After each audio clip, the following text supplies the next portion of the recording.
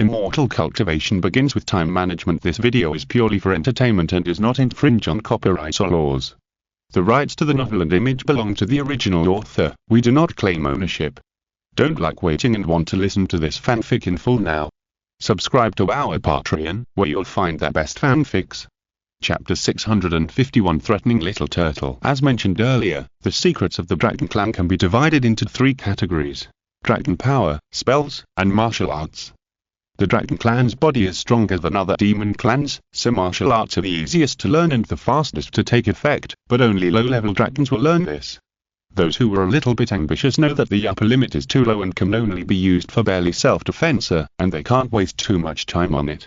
Spells are relatively large in range, powerful, and have a long killing distance, so there are also many dragons who are obsessed with studying spells and magical powers, which is currently the most mainstream faction. But only Dragon Power is difficult to learn and master, but after learning it, there is no flaw, and it has endless magical uses, so it is most valued by the high-level Dragon Clan. The secret of magical powers that Shiro taught to Long Long included many Dragon Powers, spells, and martial arts, but the first requirement she put forward was to thoroughly master the 10 Directions Dragon Power. Flying on clouds and mist, calling the wind and rain, these spells only need to be learned, no need to practice too much. Shiro said at the time, but Long Way must be practiced to the state of running as desired, receiving and sending at will. Even when facing a high-level demon clan, it must be able to at least shock the opponent for 3 breaths, so that it can be considered to be practiced to perfection. High-level demon clan. Long Long asked for confirmation. What is considered a high-level demon clan? Geelinger is one. Shiro answered leisurely. So Long Long found Geelinger and asked her to be his Long Way practice partner. After the double cultivation, you abandoned me like a worn-out shoe, and now you need me and come back to find me, right? Geelinger crossed her arms and asked coldly. What do you mean by abandoned like a worn-out shoe?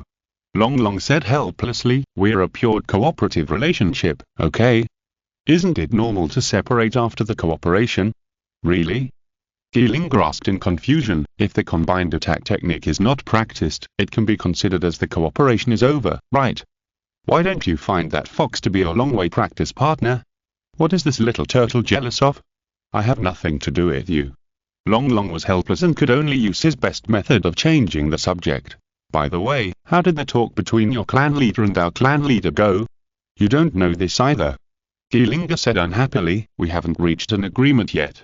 Your clan leader is asking for too high a price. You want territory, right? Long Long asked thoughtfully. What a joke. Geelinger rolled his eyes at him. We're just talking about an alliance, and you want my tribe to cede land? Do you think my tribe is seeking peace after being defeated? Long Long laughed. Really? It seems that the Vermilion Bird tribe is more sincere. Nanzao was willing to cede land? Geelinger was shocked. How is that possible? Are the Vermilion Bird tribe crazy? They would rather cede land to you than seek an alliance. This shows that the Vermilion Bird tribe has a strategic vision. Long Long said with a smile, it's impossible for them to cooperate with Kalin, or even if they compromise and surrender to the other side, Kalin will not trust them. After all, when Kiwan was in power, he had been suppressing Nanzao for decades. If you don't cooperate with Kalin, you can only come to our Dragon Clan. Otherwise, how can you form an alliance with Yokchuan? One of you is in Nanzao and the other is in Bizhou. Your territories are not adjacent to each other, and you can't support each other in times of war. Coming to our Dragon Clan is the best choice. Damn it. Geelinger felt that she couldn't refute it, and complained, why don't we form an alliance among the 3 families and destroy Kalin and Beru together? Wouldn't it be better? After Shithu now forms an alliance with you, it will definitely not surrender to Kalin. So it depends on the price you offer. Long Long said calmly, if the price is high enough, it will be an alliance of 3 families to attack Thongzao together. If the price is not high, it will be a mutual protection in the southeast, and you will fight each other. But ceding land is definitely impossible. Geelinger emphasized, whoever dares to ask for this will be regarded as a traitor and cursed by the tribe, and even be infamous for thousands of years. How about this? Long Long made a suggestion at the right time. If you help me practice Dragon Power, I will accept your favor and help you talk to the tribe leader. How about it? Of course, I'm a nobody, and I can't guarantee that it will work. Well, Geelinger looked tangled, but she was secretly happy in her heart. She actually planned to agree to it, so as to test Long Long's strength, but she didn't expect such an unexpected surprise. Long Long was also secretly proud. He had no intention of persuading Qin Biao Wang, but just used it to coax Xiaoyi. Why should he cash the verbal check he wrote based on his ability? Okay. Ling pretended to be extremely entangled, and finally agreed. It's very tiring to be intimidated by the dragon's power. You must help me persuade your clan leader. Of course. Long Long also pretended to be serious and said, I. Pay attention. Kunlun Mirror suddenly reminded, you were a persistent character, don't mistake it with a hypocritical character. If you make a promise rashly and can't fulfill it at the time, be careful to reduce the synchronization value. Long Long thought to himself that I almost forgot, and immediately said seriously, I will naturally convey your intention to the clan leader. As for whether the clan leader listens or not, that is not something I can decide. Yeah. Ling didn't expect Long Long to change the decision of the entire dragon clan, so she agreed after hearing it. Then, Long Long finally realized why Shiro asked him and Ling to practice dragon power. The Black Turtle clan has a magical talent called Shrinking the Shell, which can release the demon power to form a protective shield around it, resisting most of the attack damage, and even reducing the dragon's power. Long Long used the 10 directions dragon power, but the little turtle shrank in the golden shell, without any reaction to the shock, and asked from time to time to release the dragon's power. Long Long was so angry that he gritted his teeth and stirred up his whole body's true energy, determined to give Ling a good look. This dragon's power is a bit like a combination of illusion and magic. On the one hand, it does have an effect similar to illusion. When it is launched, there is no trace and no way to dodge. On the other hand, it can cause actual physical damage. For example, in the past in the Locking Demon Tower, when Yang Long's father-in-law used the dragon's power, it was a 360-degree overwhelming pressure. Qiu Changtai was almost unable to stand steadily in the air with his sword, and he was dizzy. This shows how strong the dragon's power is. Now, the dragon might that Long Long exerted was probably similar to the feeling of a small hammer. Although a hammer hitting a person in the face could kill him, it was not enough for someone like Ling who could resist illusions. After practicing for a long time, there was still no effect, so Ling reminded him, how about you go and ask other dragon elders? Long Long thought so too. It would not be efficient to work in isolation. I am not someone like Ling Yunpo who has no master. Why not ask other dragon elders? Remember to persuade your clan leader for me. Ling reminded him again before leaving. Long Long said goodbye to Ling and went to find that clan leader Qin Biao Wang. The clan leader was presiding over a meeting of senior elders. It took him a long time to leave the hall and come to see Long Long. Clan leader. Long Long was about to salute and speak, but Qin Biao Wang waved his hand and said, you came at the right time. I was just looking for you. Now Chuan and Yu now both need my help. What do you think of the current situation? Chapter 652. Shooting him in the foot. Let's talk about the Black Turtle clan first. Qin Biao Wang said in a deep voice, do you know what conditions they put forward? Long Long thought for a moment. Qiwihun's promise. Yes. Qin Biao Wang sneered. Qiwihun promised to share a series of powers with the Dragon clan after he ascended the throne, and he made a huge list. The elders and I reviewed the list and thought that if it can be fully fulfilled, it will be very attractive to the Dragon clan. The premise is that it can be fully fulfilled. Long Long said calmly, are there any benefits that can be paid immediately after the signing of the alliance? Yes. Qin Biao Wang was brief and to the point, for example, some trade conditions, intelligence sharing, and the right to develop resources, but they are almost insignificant compared to the overall situation. The Black Turtle clan is not sincere. Long Long immediately made a judgment, we do not have the coercive power to constrain Qiwihun to fulfill his promise after he ascends the throne. Benefits that cannot be paid immediately are meaningless. That's what the ancestor meant. Qin Biao Wang sighed and said, we are currently putting pressure on Gian. The other party seems to be very hesitant and has been making concessions on specific conditions. But as mentioned before, he has not given much benefit that can be redeemed immediately. This is quite strange. Long Long frowned and said, from the current political situation, the Chuan clan does not have the ability to fight against the Cunning and the White Tiger at the same time. The alliance of the Dragon clan is what they must get, but this is completely different from the price currently offered by the Chuan clan. He sorted out the current information in his mind and said, there are several possibilities. First, the Chuan clan cannot pay these prices. Is this possible? Qin Biao Wang asked curiously, the conditions they are currently offering are far from exceeding the upper limit of what they can pay. It is indeed unlikely. Long Long replied, unless Qi Huang has different ideas. What do you mean? Qin Boan asked with a frown. False promises may be useful for small demon tribes, because they don't have enough people who understand politics, but such verbal guarantees will definitely not confuse our dragon tribe. Long Long thought and guessed, I can only say that unless the Black Turtle tribe despises us too much, they are unlikely to negotiate with us like this. They can expect that bluffing will only anger us. You mean, Qi Huang and the Black Turtle tribe have a disagreement? Qin Boan immediately understood, this Kalin prince is talented but has little ambition. He thinks that he doesn't need to take our dragon tribe seriously, and he strongly demands that the Black Turtle tribe listen to him. Or to be more precise, this Kalin Prince Qi Huang has a lot of opinions about me, well, about me saving the little emperor from the assassin in the imperial capital. Long Long guessed tactfully. If so, then Qi Huang is really impulsive. Qin Boan shook his head, but sometimes, we always have to succumb to such unreasonable bigwigs. What's the second possibility? The second possibility is that the Black Turtle tribe has secretly reached an alliance agreement with the Vermilion Bird tribe. Long Long replied. Bypassing us and reaching an agreement, right? Qin Boan frowned and said, however, without Dong Zhao as a hub, what can they do even if they form an alliance? That's right. Long Long said thoughtfully, but what if we skip this step and think about what they will do next if they form an alliance? If they form an alliance, Qin Boan followed his train of thought, we still cannot do without the participation of Dong Zhao, otherwise the two states of North and South will be separated and unable to be glued together, so their common goal is to bring our Dong Zhao into the alliance. But if the two have already reached an alliance, we can't wait for the price. Long Long reminded. Qin Boan made a sound of sudden enlightenment, so that's it. This also explains why the Chuan clan's offer is so low, because they have already colluded with Thu now and it is impossible for them to offer a higher offer. Let's talk about these two possibilities.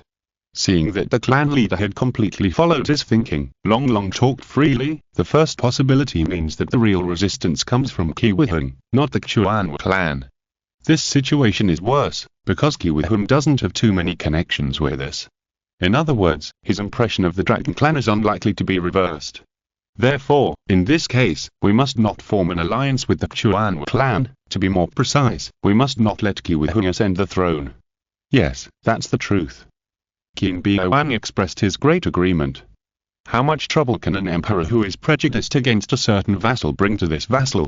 Let's not mention anything else, just look at everything Qi Huang did to Nan Zhao during his reign. Even if Qi Huang died, Thu now refused to compromise with Kalin, and it even evolved into a full-scale hatred between the Feather clan and the Horn clan. This is the huge trouble that an emperor can bring. It may be very difficult for the Demon Emperor of the Eastern Empire realm to do anything big, but it is too easy to discuss the princes. But if it is the second possibility, it is not too bad for us. Long Long continued to explain the inference, it's nothing more than the buyers colluding together, and they can't raise the price. Yeah. Qin Boan said that he fully understood, we originally had to choose between neutrality and the alliance Chuan to see who bids higher. Now we don't have to choose, that's good. In fact, there is a third possibility. Long Long reminded him tactfully, if the subsequent Kalin's offer is high enough, it is not impossible. Qin Boan was a little surprised, because judging from the treatment Long Long suffered in the imperial capital, he thought Long Long was the most opposed to cooperating with Kalin. Very good, worthy at being the most intelligent talent of my generation of dragons. Well, Long Long, you said it very well. Now the tribe has a task for you. Qin Boan thought for a while, thinking that he still had to find out the intelligence of Chuan and Thu now, otherwise the analysis in the end would be random guesses and have no practical significance. Aren't you familiar with Gilinga of the Chuangui clan and Fengyan of the Thu now clan?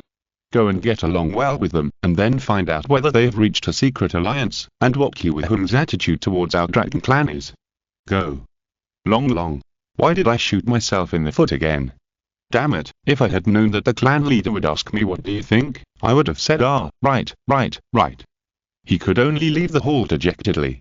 He was thinking about how to get information from Gilinga and Fengyan, while protecting himself from being eaten, when suddenly he saw Long Hu running over excitedly. Long Long. She rushed over and hugged Long Long's arm, saying in shock, I heard from people outside that Fengyan offered a huge price to the Dragon clan and asked you to marry into their Feather clan. Is this true? Long Long's eyes turned, and a plan came to his mind. He whispered to Long Hu. The clan leader wants to find out whether the Vermilion Bird clan has a secret alliance with the Black Tortoise clan, so he asked me to curry favor with Her Highness Fenyan and Gilinga and get their words. But, Long was so anxious that tears were about to fall. Fenyan obviously has bad intentions towards you, and the clan leader wants you to get their words. Isn't that like a snake entering an eagle's mouth? No. Let me do this, you are not allowed to go. I arrived in Shenzhen in the afternoon, and they showed me the reason for the ban submitted by the review, saying that someone posted a picture, which was very snake-like and must be banned. I looked at the chat history, it was incredible, you dare to post such a picture? Are you going to die? It's so hateful. And you posted it without telling me, and now the group has been bombed. I won't name who posted it here, because the book friend knows what happened anyway. I advise you to go to the third group and apologize to everyone, and don't wait for me to publicly name and blame anyone later. Chapter 653. Fox's Tricks. After easily passing on his duties to the Dragon Fox, Long finally had time to do his own things. At present, there is a problem that bothers him, which is the compatibility of strength between the human race and the dragon race. Long's character is different from other characters. For example, Qiu Chang Tian, Ling Yunpo, Luo Yan and Wei Dongliu, although they are in 4 different sects, their skills are mutually applicable. In other words, if these characters and the cultivation talents they carry are all thrown away one day, Chen Yuanzu's body can also use these skills easily and freely. The sea embraces all rivers and absorbs all. This is the biggest advantage of multifaceted spies. But Long's side is learning the skills designed for the dragon race. If Long's dragon bloodline is lost, can Chen Yuanzu, as a human, still use those dragon skills? If not, what's the point of learning these? After all, it's just to make the role of Long more realistic, but I can't play a dragon forever. Well, this question is more profound. Kumlinjin kept it a secret. Then you can explain it in simple terms. Long said. Then I have to think about how to explain it in a way you can understand. Kumlinjin thought for a moment and replied, you know the difference between the Dharma body and the real body, right? Of course. Long answered skillfully, the real body of the demon race is the demon body of the demon race itself, while the Dharma body is the human form after transformation. Since human hands are much more flexible than those of other races, the demon can use both hands to pinch out the Taoist or sword skills after transformation, so as to better call on the demon power. This is why they need to transform.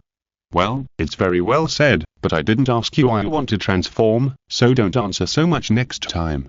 Teacher Kumlinjin said strictly, then the question is, do you think the Dharma body is an illusion superimposed on the real body? Of course not. Long answered without thinking. That's right. Kumlinjin said with a chuckle, the relationship between the Dharma body and the real body is not an illusion, but a kind of physical change. For example, it's like the human race's Dan, except that the transformation is far more exquisite than the Dan. Jin, you said so much, what exactly do you want to express? Long asked impatiently. Be quiet. Use a method you can understand. I can only say this. Please follow my train of thought. Kumlinjin said impatiently, otherwise, don't ask. Long. Why is this Arjun so overbearing that she insists on making others follow her train of thought? I don't know where she learned this barbaric style from. Do you think humans can transform? Kumlinjin asked again. Long pondered for a long time and guessed, it should be possible, right? After all, there are all kinds of wonders in the world. Maybe there are some human skills that I don't know about that can transform people into various shapes. You guessed right. Kumlinjin said calmly, humans naturally have some transformation skills.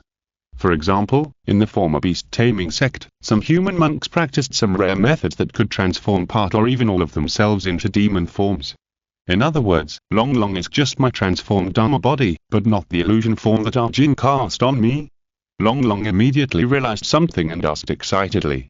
Yes and no. Kumlinjin sighed, actually it's half and half. What do you mean by half and half? Riddles are prohibited. Long protested. That is, half is transformation, and half is illusion. Kumlinmira said in confusion, I asked you to get a drop of Yinglong's blood essence so that I can use this medium to transform. But, I don't understand any transformation technique. After all, I'm just a mirror, so I used the technique of mirror flowers and water moons to add Long's template to your body, so as to deceive this drop of blood essence, do you understand? Cheat the blood essence? Long was horrified, you are worthy of it, Arjun. You even cheat the blood essence. Shut up and don't interrupt. Kunlun Mirror said viciously, the dragon blood essence and the human body are definitely not compatible, not to mention the immortal existence of Yinglong, so I used deception to let it slowly integrate into your body. This is why you not only look like a dragon, but also can use the dragon skills. Precisely because it is half and half, once you get rid of the illusion and restore your human body, you'll definitely not be able to use the dragon martial arts. After all, you don't even have claws and scales. The power of dragon magic has also been greatly reduced, but due to Yinglong's blood essence, it can be considered as being able to use a part of it. As for dragon power, it is probably the least affected part, because dragon power is essentially stimulated by spiritual consciousness, and the spiritual consciousness of the human race and the dragon race cannot be as different and distinct as the body. I see. Why didn't you explain it earlier? Why did you say so many pre-theories? Long laughed. In other words, there is no need to practice martial arts and magic, but you can practice dragon power more, is that what you mean? In fact, you can practice magic more. Kunlun replied, if you practice dragon magic repeatedly with a human body, these spells will eventually change along with the changes in your true essence's running route. Specifically, they may become stronger or weaker, but they will eventually be more suitable for human use. I see. Long had a plan in mind, so he set out to check on Longhu. As soon as he arrived near Feng Yan's residence, he saw Longhu and Feng Yan walking out of the door, talking and laughing. Long quickly dodged behind that corner, only to hear Feng Yan laughing and saying, I'm sorry for the hospitality, let's talk next time, sister can also come to our Nan's out more often in the future. Our Vermilion Bird Clan and Kinky Sky Fox have some connections. Thank you for the invitation, sister, I will definitely come next time. Long said very meekly. When Long turned the corner, Long pulled her over and asked in a low voice in surprise, Fox, how did you deal with that bird man? You are so awesome. Ahem. Long turned his head away embarrassedly and said, don't underestimate me. When it comes to communication skills, our Fox clan is the strongest, okay? Yes, my Fox is the most powerful. Long put his arm around her waist, thinking, could it be that he used the Sky Fox illusion on Feng Yan? He pulled her to a deserted place and asked, what about the Vermilion Bird Clan? They must have reached some kind of agreement with the Black Turtle Clan. Longhu also lowered his voice and answered, but I don't know what the specific intention is. The other party is quite cautious and it's hard to get them to talk. If there is no evidence, I can't convince the clan leader. Long frowned and said disappointedly, I'll go ask Gilimga for you. Longhu comforted him sympathetically. Chapter 654. Signs of an approaching storm. Dragon Fox volunteered to get information from Gilimga after getting Feng Yan's words. Long could not help but sigh that she was good at dancing with long sleeves, and she was very good at dealing with people. As expected, every fox is a genius in charm. In this way, I just need to wait for her to get the answer. Before Long could catch his breath, the Dragon Clan suddenly received a heavy news. The Black Tortoise of the North State and the Vermilion Bird of the South State had a secret meeting in Thongzhou, plotting something illegal, but they were discovered by the Imperial Capital garrison, and all the people involved were killed. This news was so shocking that everyone didn't know how to react for a while. The only thing that was certain was that the two states in the north and south would never swallow their anger. The storm was coming, and suddenly it turned into a storm. The whole Dongzhou was not prepared, and the Dragon Clan was almost in chaos, because both the Black Tortoise envoys and the Vermilion Bird envoys who were stationed here requested to leave at the first time and began to prepare for war. Qin Biaoan is in trouble now, because the Dragon Clan has not reached an agreement with any of the princes. Long. He quickly sent someone to call Long over and said hurriedly, hurry up and keep Feng Yan and Gilimga. Of course, you definitely can't keep them, before they leave, quickly confirm their situation. Long was quite helpless and could only run to Feng Yan and ask, Your Highness, is there anything wrong with the Dragon Clan's hospitality? Why? Feng Yan came over and hooked his chin with her finger, you can't bear to let me go. Please respect yourself, Your Highness. Ahem. Long dodged quickly, then lowered his voice and asked, I just heard that the envoys who had a secret meeting with the Black Turtle were killed by the garrison in the Imperial capital. Is it true? Yes, it is true. Feng Yan smiled meaningfully, although I don't know who did it, the ones who died this time happened to be the most radical pro-war elders in our family. The ones who died were pro-war elders. Long thought for a moment, then immediately realized. Feng Yan said last time that the Vermilion Bird tribe was also divided into two factions, one supporting sitting on the mountain and watching the tigers fight, and the other supporting helping the Black Tortoise fight the cunning. The former, represented by Feng Yan, came to Dongzhou to lobby the Dragon tribe to form an alliance to protect themselves. The latter secretly went to Bizhou to meet with the cunning privately, but that's not right. Long pretended to be unbelievable. Even if the elders of your pro-war faction are stupid, you wouldn't be so stupid as to have a secret meeting with the Black Tortoise tribe in the imperial capital. Who knows? Feng Yan said with amusement, maybe he didn't die in the imperial capital, but was just discovered in the imperial capital. Did you do it? Long was shocked. Your Highness is worthy at being so decisive. Before he finished speaking, his mouth was covered by Feng Yan. Don't talk nonsense. She warned coldly, even if I want to eliminate dissidents, why should I put the blame on Kalin? Wouldn't it be better to assassinate them in Bizhou and break the intention of the tribe to form an alliance with Chuan? That makes sense. Long broke free from her arms and nodded, that is to say, Your Highness did arrange assassins to ambush in Bizhou, but someone in Thongzhou got there first. I didn't say that. Feng Yan smiled as if to say you can guess as much as you want, anyway, it doesn't matter. Now that the elder of the pro-war faction has been assassinated, it is intended to deliberately provoke a war between my tribe and the Kalin tribe. I will go back to persuade the tribe as soon as possible. You promised me to help persuade the Dragon clan, please fulfill your promise as soon as possible, otherwise the next time I come, what I hand over to the Dragon clan will not be a covenant, but a marriage certificate. Wait. When did I promise you? Long was almost speechless. This domineering style of not listening to others, it turns out that leaders of any plane have similar personalities. However, Feng Yan did provide some valuable information after all. The pro-war elders of the Zhuthunao clan were not in a secret meeting with the Chuan clan in the imperial capital. In other words, someone was obviously framing them. It is unlikely to be the Chuan clan, because it is more advantageous to reach an alliance with Zhuthunao. It is also unlikely to be the Kalin camp or Zhuthunao, because if it is, the murder will happen in Bizhou. In this way, wouldn't all the princes be excluded? It can't be that our Dragon clan instructed people to do it. Wait. Long suddenly slapped his head. Could it be that Chio and the others are playing tricks? To be precise, although my chief master claims to be a survivor of the Jielong, he actually didn't tell me anything. How many people are there among the Jielong survivors? How many monks are there? What are the resources? Where is the station? I don't know anything. So we, the survivors of the Jielong, are the hell of the Eastern Empire realm? The more Long thought about it, the more headache he felt. This was the bad thing about the Donghuan realm, it was always linked to family and politics, everyone was scheming against each other, and there were so many traitors that it was hard to tell them apart. He went to find Gilinga again, and saw the two of them walking out of the room arm in arm. They were startled when they saw him. Long quickly gave him a look, and then smiled at Gilinga. Look, I told you, he came here in a hurry. Humph. Gilinga also showed a half smile, no matter what I said at the beginning, it was useless. Now he comes to beg me. Long. It's not his fault, actually. Long who persuaded him. Long is cautious by nature. If he talks too much, the tribe will inevitably have opinions about him. Ahem, indeed. Long also understood immediately and made a regretful expression. Who would have known that the Kalin tribe would be so bold as to openly kill two envoys of the princes in the imperial capital? What's there to not know? Gilinga said angrily with a cold face, the demon queen even dared to poison the emperor, so what's wrong with killing a few envoys of the princes? Long and Long showed indignant expressions at the same time.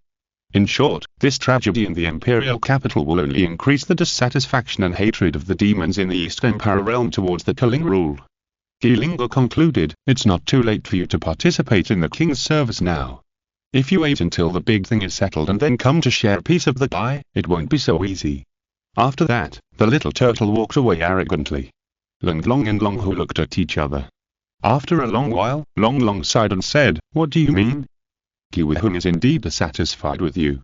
Long said with a wry smile, if Kikiaosing had died at the hands of an assassin that day, there would be no suspense about who would own the throne.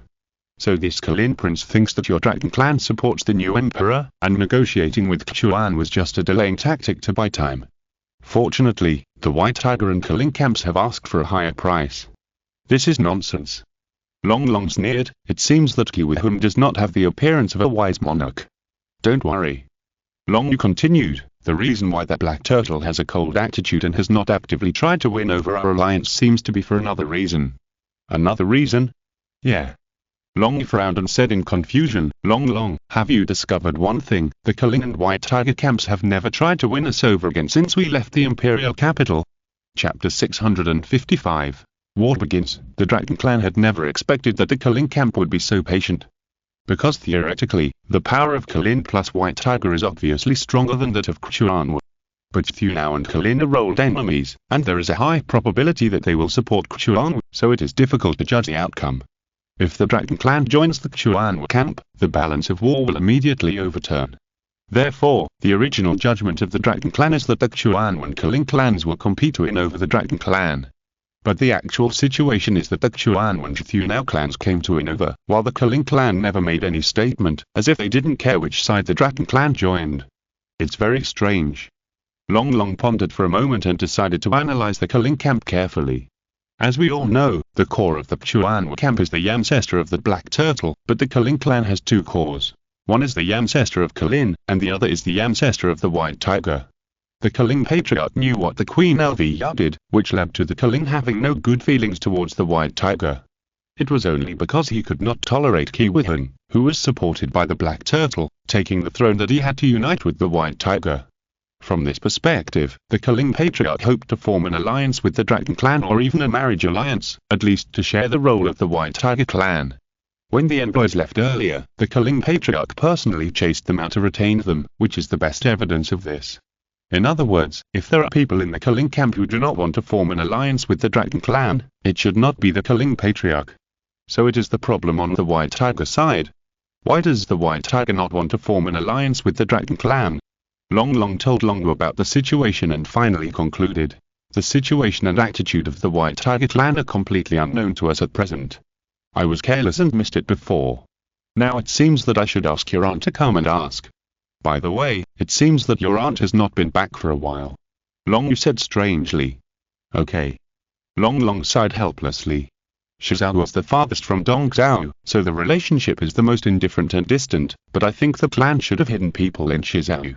Why not ask the clan leader? Long turned back to the meeting hall, thinking that since I joined the Kanglong clan, I have been working hard for the Kanglong clan, all for the sake of my persistent personality. In the minds of the Kanglong ancestor, the clan leader and the elders, I think I should be an outstanding dragon carder who is persistent in dedicating myself to the family, right? When I came to the meeting hall, I saw that all the elders were present, which was rare. The clan leader Qin Biowang sat at the top, but he was not the main seat, but the deputy seat. And who would be sitting on the main seat if not the Kanglong ancestor? Long, you came at the right time. Qin Biowang waved and asked him to come in quickly, the clan meeting has just begun. Long hurriedly saluted the elders, and then sat down at the last seat. As soon as he sat down, he heard a piece of heavy news. This morning, we got accurate information. Qin Biowang said in a deep voice, the royal court declared war on Bizhou. The elders looked at each other, but did not speak. It was obvious that they had known about this before. Long was stunned, thinking, no way. So brave. Without saying hello to our Dragon clan, he went straight to Bizhou to declare war. It means that even if you Dragon clan and Bizhou stand together, you are not enough for us to fight, right? Not only that, the White Tiger has sent troops from Langkan Mountain in Shizhou and invaded the desert of Bizhou. Within half a day, 13 cities were captured. Qin Biowang continued. I have a question. The 7 elders suddenly interrupted, isn't there a Hanling fort in Moy? Long quickly recalled what he had learned in the tribe, and remembered that Hanling fort was a giant fortress built by the Black Turtle clan in the border area west of Moy and adjacent to Shizhou, along the Hanling Mountains. It is said that there are no less than 3,000 layers of magic arrays embedded in it, almost all of which are defensive magic arrays. The White Tiger clan has repeatedly tried to pull out this nail, but several times they have sent out large armies but have failed to succeed, which shows how strong the defense of this fort is. It is said that most of the defense array of Hanling fort has been destroyed. Qin Biowang signaled with his eyes, and then someone among the elders immediately stood up and said, Hanling Fort Garrison Commander Gipping had to order the fortress to be defended, so that the surrounding cities were successively conquered and could not be rescued. The elders looked over and found that it was Elder Shio, who was in charge of intelligence work for Shizhou. Hanling Fort's defense has always been strong, and it has been valued by the Black Turtle clan. Why was it destroyed for the most part? An elder asked, puzzled. The reason is very simple and unexpected. Xiao said calmly, Yan of the White Tiger clan has been confirmed to have been promoted to the immortal level. After attacking Hanling Fort for half a day, the defenders of the fort were unable to resist. The dragons fell silent after hearing this. Who is this Yan? He is the eldest brother of Queen Liu. It is said that his bloodline is of extremely high grade and his fighting talent is also extremely strong. His prestige in the clan is unparalleled. It is said that his father even wanted to give him the position of clan leader, but the White Tiger ancestor did not allow it, so he gave up. It may not be easy to understand this way. Another way to describe it is the White Tiger version of Qiu Chang Tian, which is almost the same. Long once carefully studied his resume and found that this White Tiger monk was indeed mediocre in other aspects, but he was extremely talented in fighting, and he was murderous. He would either die or be injured when fighting with others. It is more reasonable to say that he is the White Tiger version of Nzisu. However, isn't it said that this guy is still far from returning to the state of returning to his ancestors? So it was the White Tiger clan's hidden trump card, right? They actually concealed their true strength, how despicable. The clan elders around were whispering to each other, and it was obvious that they had similar ideas to Long. This LVN was known as the White Tiger Killer Star. His strength was already very strong, but he was still hiding his trump card in secret. Now he suddenly became an ancestor, which was really, clan leader. Long suddenly understood Xiao's meaning and immediately asked, the Cunning clan never asked our Dragon clan for an alliance. Could it be that the strength of the White Tiger clan was far beyond our expectations? As soon as these words came out, it was like a stone that caused 1,000 waves, and the expressions on the faces of the clan elders all changed. Shizao was rich in mines, and the multi-day crystal stone and moon crystal stone minerals are similar to the spiritual stones in the human world. They can be used for cultivation and can also be used as currency. Therefore, the wealth of Shizao was the best in the Eastern Empire realm. Otherwise, the Korean Emperor Qian would not have pinched his nose and married a tigress who despised the violent clan. Now that the White Tiger Killer Star has ascended to the level of the ancestor, it is already a surprise to everyone. So, will Shizao have more cards hidden?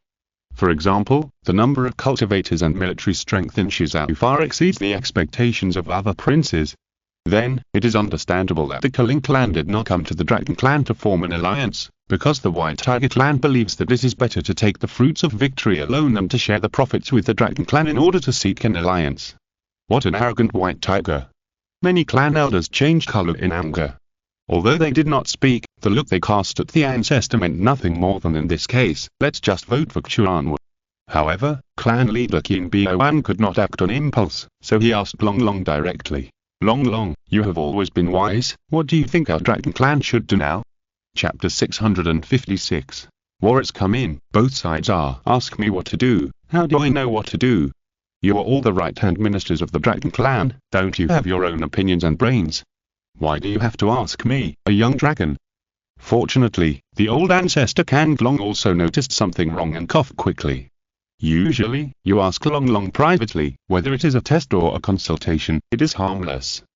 But now it is a formal meeting of the Dragon clan, and the decision is about war. How can you not ask the elders and wise men in the hall, and ask a junior first? Qin Bian also knew that he had said something wrong, mainly because he asked too smoothly, and quickly changed his words and said, just say something about your ideas, even if your opinions are crude, no one will laugh at you. Well, I dare not speak nonsense about military affairs. Long said hurriedly. Although he played a persistent character, he finally learned to be smarter after being pitted again and again. Seeing that Long was unwilling to contribute his wisdom, Qin Bian was slightly disappointed, but the Kang Long patriarch was very satisfied with his knowledge of the times, so he said, what about the others? What do you think? Just say it. So the elders of the clan spoke up and expressed their opinions.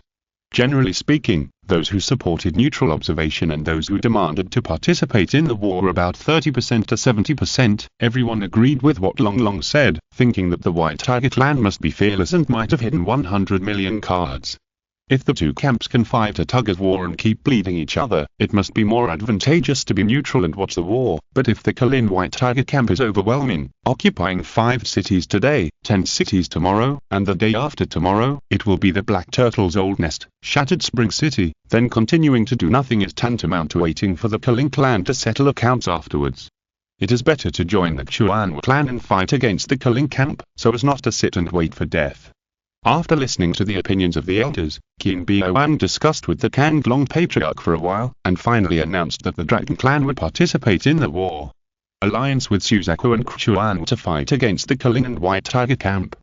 Long Long shook his head secretly when he heard this. Things were forced to this point, which was actually not optimistic. Originally, he thought he could wait for the price, mediate between the Kalin and Chuan camps, and try to get the most benefits. In the end, Kalin didn't care about the Dragon clan at all. Chuan was very active, but Kiwihung seemed to have some opinions about the Dragon clan, which might be a big disaster in the future. The only one he could rely on was Suzaku. If I were the ancestor of Kanglong, I would definitely go to the ancestor of Suzaku as soon as possible, and the two would sign a deeply bound alliance to prevent Chuan from dominating the camp. TSK, why do I have to think so much? Headache. Anyway, these have nothing to do with me. Sooner or later, I will run away with the fox. Long Long was thinking about this, and saw Qin Biao waved at him, motioning him to go to the back hall. Join the war. Let me. Long Long asked in disbelief. To put it in a big way, during wartime, all dragons have the obligation to fight. Qin Biao said seriously, if you avoid fighting, it will seriously affect your reputation in the clan, and the clan members will criticize you. To put it in a small way, if you can make achievements in this war, it will naturally be of great benefit to your subsequent establishment of prestige and even promotion to a more important position in the clan. Long Long finally realized it, thinking that it seemed to be true. The Demon Clan family in the Eastern Empire realm is completely different from the cultivation sect in the human world. If the latter is just a loose cultivation sect in most cases, then the former is a political entity that integrates politics, military and economy, and its management system is many times stricter than that of the cultivation sect. The head of Ziwi can take Qio time to stay in Kunlun because he is worried about his life, without having to fulfill his sect obligations and enjoying first-class resource supply, but it is impossible for the Demon Clan, and the clan members below will definitely protest. What else can Long Long say? He can only respond positively first, and then hint to ask the clan how to arrange the Dragon Fox. Longu, Qin Zhao, Qin Yi, you will be assigned to a team led by the Great Elder to execute military orders. Qin Biao replied. Oh, it turned out to be the Gilded Regiment. Long Long understood immediately. Even if they were to participate in the war, the places assigned to the soldiers and the young masters would naturally be different. In this team, there are people with excellent qualifications and intelligence like Long Long, people with special backgrounds like Longu, and 2 royal nobles like Qin Zhao and Qin Yi. In addition, the team is led by the most powerful Great Elder Qin Kang. The possibility of casualties in the war has been reduced to the lowest. In this way, it is still safe. Wait, why do I suddenly have a bad premonition again? It seems that every time I go out and think I am sure of success, I will always encounter some accidents in the end. Long Long left the meeting room with a heavy heart, found Long who was combing her hair in the bedroom, and explained to her that she was about to participate in the war fight. Long was not afraid at all, and showed an extremely cute smile. It's okay, Long Long will protect me, right? Long Long wanted to say that fighting and war are not the same thing, but then he felt that there was no need to explain so much, because even if he tried to make Long understand what war is, it would only make her more afraid. It's better to let her spend the time before the war in peace. After holding the fox for a long time, Long Long was a little unhappy. Qio Time wants to fight the demon sect, and Wei Donglia wants to fight the orthodox sect. I thought I could have a good rest and relax in the East Empire realm, but I didn't expect to go to the battlefield again. Why do we have to fight everywhere? Jin, go to Wei Donglia. Long Long ordered. Although I still don't know how to deal with the incredibly aggressive Jin Quich, Wei Dongliu's time progress is already behind. Unless he doesn't want the fragment of the heaven repairing stone in the Hell Road, he will have to go to work after all. Point 4. Shipping Mounting, Tongshuan Men Station. Character Identity. Wei Dongliu. The template of Mirror Flower and Water Moon is overwritten, and time and space are being shuttled. Wei Dongliu, who was meditating, opened his eyes and saw Jing the witch leaning in front of him, with her eyes closed and her small and delicate nose twitching. Is this a kiss? Wei Dongliu was shocked. Then he realized that she seemed to be smelling his scent. What are you doing? Wei Dongliu pushed her away indifferently. I'm smelling the breath of the demon lord on my husband. Jing Lin covered her cheek with an intoxicated look. It's so fragrant and sweet. Is this how the adjective sweet is used? Wei Dongliu had a headache. My wife, it's time to convene a sect meeting. He reminded Jing Lin calmly to get off him. What's the matter with this witch? This weight is a bit too light, it's almost the same as a cat. It's because I'm too thin, Jing Lin said with his hands on his waist. He pressed his other hand on his flat belly without any extra fat and said seductively, if you don't believe me, come and touch it. Wei Dongliu. You can even read minds, right? If you're listening to this novel on a channel other than Mundo Fanfic Novelers, it means they downloaded and uploaded it without effort. We cordially invite you to visit our channel, Mundo Fanfic Novelers. There you'll find the original version of this story and you can explore many other novels of various genres. We're waiting for you to immerse yourself in a world of incredible novels. Chapter 657. I will take full responsibility. The Wanfei Tongshuan sect's headquarters is still located in the belly of Shipping Mountain, which is the secret forbidden place of the Fanxingdo. The temporary sect headquarters of the Fanxingdo is the original Tongshuan sect site located in Thongtao Peak, which was the Tongshuan sect that once led the Fanxingdo thousands of years ago and was later exterminated. However, some Fanxingdo monks have recently proposed that this place is too unlucky. It is said that there was a bloody killing here, and the remaining Tongshuan sect monks, whether in or out disciples, and their families, were driven to one place and then ruthlessly slaughtered, and the Taoist classics were completely looted. Because of this, even though the spiritual veins and terrain nearby are first class, none of the foreign forces that later joined the Fanxingdo established a headquarters nearby. Wei Dongliu doesn't care about the so-called auspicious or unlucky statement. That's enough. I'm not going to make the mortal path last forever and unify the human world. I'm just a ruthless chess piece. I'll do whatever Luo Duchang of the Hell Road tells me to do. When I get the fragments of the heaven-burn stone, it's no problem for the mortal path to explode on the spot the next second. With the idea of being too lazy to toss, Wei Dongliu chose to temporarily settle down at the ruins of Tongshuan Gate as the temporary residence of the mortal path. On the way to Thongtao Peak, he took advantage of the fact that Jing Moon was not paying attention and secretly took out the communication jade slip to take a look. Luo Duchang of the Hell Road sent him an enthusiastic letter of praise, saying that his process of unifying Mount Watai this time was decisive and had the style of a heroic lord, and asked him to keep up his efforts and become the co-lord of the demon path as soon as possible, which made Wei Dongliu speechless. Forget it, just be happy. He raised his head again and saw that Jing Moon didn't notice, and couldn't help but secretly breathe a sigh of relief. Arriving at the Fanxingdo residence, the broken walls and ruins around it have now been repaired, and many buildings have been completely renovated. But there is still a sense of desolation and murder, lingering around the ruins, and it never goes away. Wei Dongliu savored it carefully for a moment, and immediately knew that it was the breath of heavenly tribulation. Someone must have refined some magic treasure here before, and it must be the kind of heinous crimes, which attracted the punishment of heaven. Although the residual breath of heavenly tribulation is not harmful, it will make any life instinctively feel panic and fear, just like animals are afraid of fire. Arriving at the main hall of the sect, Wei Dongliu saw that all the cultivators above the Jindan realm gathered here, waiting for the instructions of the Wei clan leader. Wei Dongliu roughly counted that there were about 100 Yuning elders. It can't be compared with Kunlin, Shushan and Penglai. After all, the mortal path is the weakest among the direct descendants of Jiri Zhao, and it has been divided and infighting for a long time, which has consumed a lot of manpower. It can be so large now because Wei Dongliu coerced and lured many external forces to join the mortal path in the process of unifying Watai Mountain. The current mortal path has a ratio of high-level cultivators from external sects to the number of direct descendants of Jiri Zhao, which can be said to be evenly matched. But just from the position, it can be seen that the cultivators of the three sects of Lingxiu Mountain, Yungxiu Mountain and Yuzui Mountain are all familiar with each other. They stand together in silence, which seems to be strict.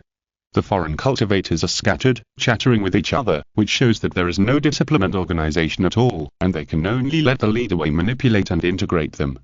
Wei Dongliu transformed into the appearance of the Avidwai Demon Lord and strode to the stage, so the audience immediately fell silent. The reason is simple. This red-haired man with double pupils looks scary enough, not to mention that he is carrying the Wonksai and sword on his back. As everyone knows. Wei Dongliu said indifferently, we, the Fanshindo, have recently ushered in a major change. Whether it is personnel or stationing, almost everything needs to be readjusted. First of all, it is about the stationing. Since Mount Watai has been unified, if your disciples continue to be stationed in a scattered manner, it will appear too scattered and messy, and lose the dignity of the sect. Concentrating the station is a top priority. As for the site selection, everyone can discuss it at will. I will listen to everyone's opinions first. Everyone looked at each other, and the scene was silent for a while. Soon, a cultivator asked cautiously, Master, do you know that the Tongshuan sect was destroyed here in the past? So what? Wei Dongliu asked back. There is a remnant of the aura of heavenly calamity here. It may be ominous to stay here. Another Yuning elder spoke up. Wei Dongliu glanced and saw that it was indeed a Yuning elder from an external force. After all, there is a world of cultivation, and magic and calculations have been proven, so there are countless cultivators who believe in various metaphysics, especially those from small sects, not to mention the existence of heavenly tribulation that everyone is terrified of. There is a joke about a certain elder who is a casual cultivator. He is very taboo about the younger generation mentioning the word tribulation, and even the same pronunciation is not allowed. When the younger generation chats about the word result, they can only change it to end. Later, this elder survived the tribulation and finally saved his life. Although he successfully survived the tribulation, his basic source of Taoism was severely damaged, so he had to live in a cave to recuperate. A friend suddenly heard that he was going to transcend the tribulation, so he came over to ask how it went. The junior described the tribulation in detail, and the friend was horrified and asked repeatedly, What's the result? What's the result?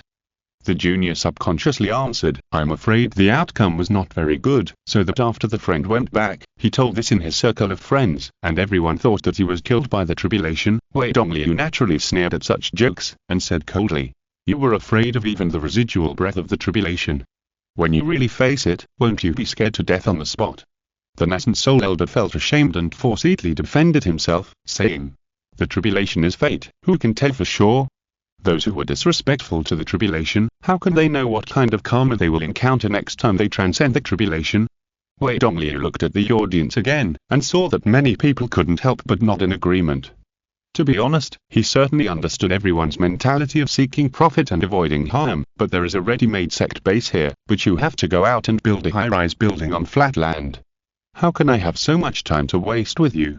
It is true that running a sect is indeed a 1,000-year foundation, and site selection is a key item, but I just want to be the ruthless co-leader of the 6 paths, and I don't want to really build a sect, so what side should I choose? I'm too lazy to do it, so this is it. He exuded the aura of the demon lord and said domineeringly, Heavenly tribulation is destiny. What a joke. If there is really karma, please let the heavenly dealer report it all to this deity, I will bear it all, and it has nothing to do with you.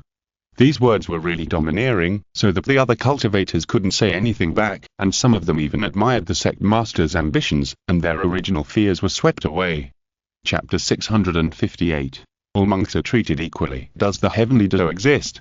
Yes. Arjun confirmed it himself. Does the heavenly dealer have wisdom? No. Arjun also confirmed it himself. If I ask the heavenly dealer to punish Wei Dongliu, will the heavenly dealer really punish Wei Dongliu? No. The heavenly dealer has no time to care about the trivial matters of mortals. Just because someone says if I lied, please let the thunder of heaven kill me, it will not really send down a divine thunder to kill him. But the monks of the Fanshin Duo don't know about this.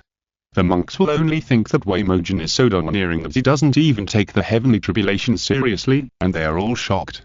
Even the 3 pure ones of the Orthodox Church dare not say so.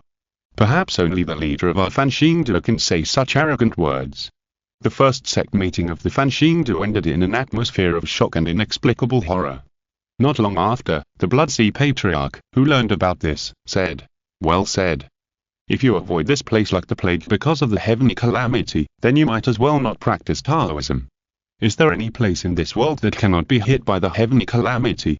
There are 50 great ways, 49 from heaven, and 1 that escapes. Everyone should do their best to intercept it.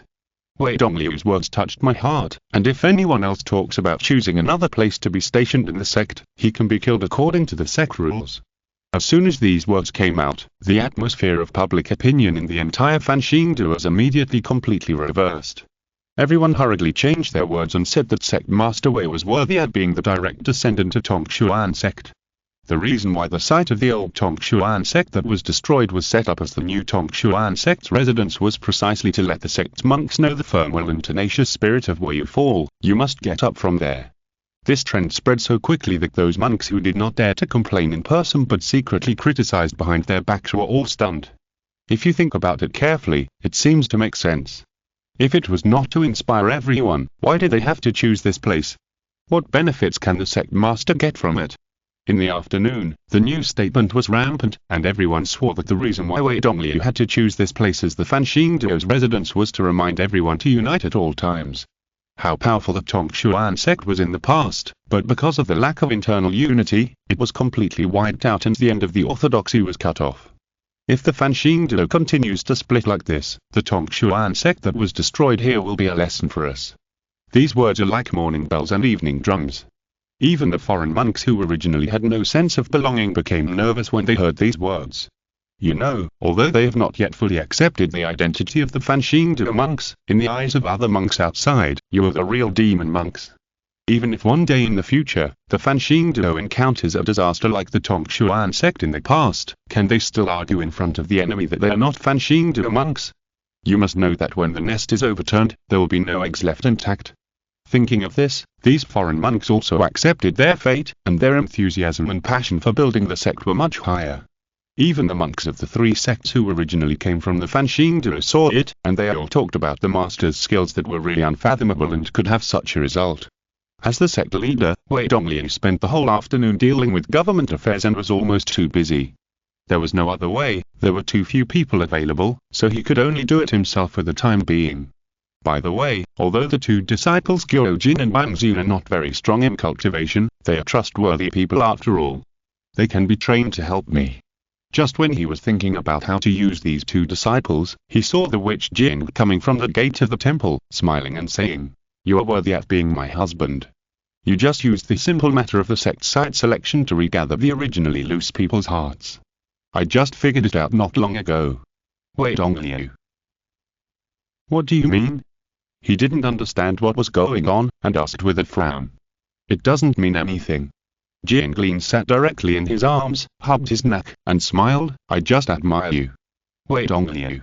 What kind of riddle is this witch playing with me? You came at the right time, there are some things for you to do. Wei Dongliu said indifferently, since the base has been built, the function of the original Tongshuan men base in the hinterland of Shipping Mountain must be adjusted. First of all, the existence of that place still cannot be easily made public, and must be kept as a secret of our sect. Secondly, King Yu and the other two do not need to live in it anymore, but come outside to help me do things. What things? Witch Jin gasped in surprise, neither of them even has a golden elixir. I, Demon Lord Wei, employ people without considering their qualifications. Wei Dongliu said calmly, only loyalty. Even though Jianglin was a great free demon, he was speechless after hearing what Wei Dongliu said. Only loyalty? Then I betrayed you before and sold you out in front of Elder Kai. Why did you choose to spare me? It depends on your mood, right? Ha. She twisted her body and said, of course I can, but if you want to use me, please reward me first. What reward? Wei Dongliu asked in astonishment. Jiangli smiled secretly, but did not speak, just touched her moist lips with her fingers. Wei Dongliu sighed in his heart, thinking that he really could not do anything to her. Well, there is no harm in a kiss, anyway, they are already Taoist couples. He was about to lower his head, but his mouth was held by Witch Jiang. Wait. She said charmingly, kiss me like a demon lord. You're still playing around, aren't you? Wei Dongliu was annoyed, thinking to himself that it was a pity that he couldn't leave, otherwise he wouldn't let this witch control him. So he activated the talent of the Chaos Demon body, transformed into the Dharmakaya of the Demon Lord with red hair and double pupils, and then, wait. Why are you so skilled? Half a minute later, Wei Dongliu looked up blankly, and suddenly felt that he was taken advantage of. Jianglin also got up from his arms, smacked his lips, as if he had enjoyed a delicious meal, and said lazily, besides asking the two of them to come over, is there anything else you want me to do? Well, Wei Dongliu pondered for a moment, flying actual stay there first and keep an eye on the mountain passage for me. Except for you and me, anyone who trespasses will be killed without mercy. With its sealed strength, it is restricted. Who can it kill? Which Jing asked with a sneer. Then just be responsible for deterring the intruders. Wei Dongliu continued, as for the Dharma transmitting stone statue, just move it here. Move it where? Move it to the back hall. Wei Dongliu suddenly remembered the cardinal hall of the Donghua sect ruins, and subconsciously said, from today on, the back hall will be called the Dharma transmitting hall. Only those who have made great contributions to the sect can enter and learn the Taoist secrets from the Dharma transmitting stone statue at the approval of this sect master. You want to open those Taoist secrets to the entire mortal dojo? Jing Li asked in surprise, isn't that the Taoist inheritance that belongs exclusively to your Tongshuan sect? This is really heretical. You must know that the sect inheritance and the faction inheritance are almost completely independent and separated. For example, the Nine Heavens King Wei entry mantra of Ziwi's sect master would never be passed on to other cunning cultivators. What's the relationship? Wei Dongliu was too lazy to think, and waved his hand. Under my rule, the mortal dojo is the Tongshuan sect, and all cultivators are treated equally. Chapter 659. The Rise of Prestige. Zinquan is a spy planted by Kunlun in the mortal dojo. In this world, counterintelligence technology does not exist at all, so it is reasonable for major sects to plant spies in the opposite sects, and there is no need to discuss the rationality. After all, if there is a kind of lie detector magic weapon, it will be placed in the center of the square by the heads of various sects, and the monks will take a test every day. In this way, Kunlun Mirror will not be interested in someone. There must be many spies like Zinquan in the mortal dojo. But he doesn't know who they are, because spies must be low-key and inconspicuous. If Zinquan knows who the spy is, it means that there must be something suspicious about the other party, and such people are often not far from death. After all, the demon dojo does not care about any evidence at all. As long as you are suspected, you can be arrested and soul-searched. It is said that the sect leader Wei Dongliu has the bloodline of the Avitai demon lord. If any spy falls into his hands, it must be impossible to die, and life is worse than death. When it is really time to be exposed, it is better to find a way to commit suicide as soon as possible. Zinquan was not born to be a spy. He was born in a branch of Kunlun, that is, the kind of sect that the elders of Kunlun went out to establish themselves.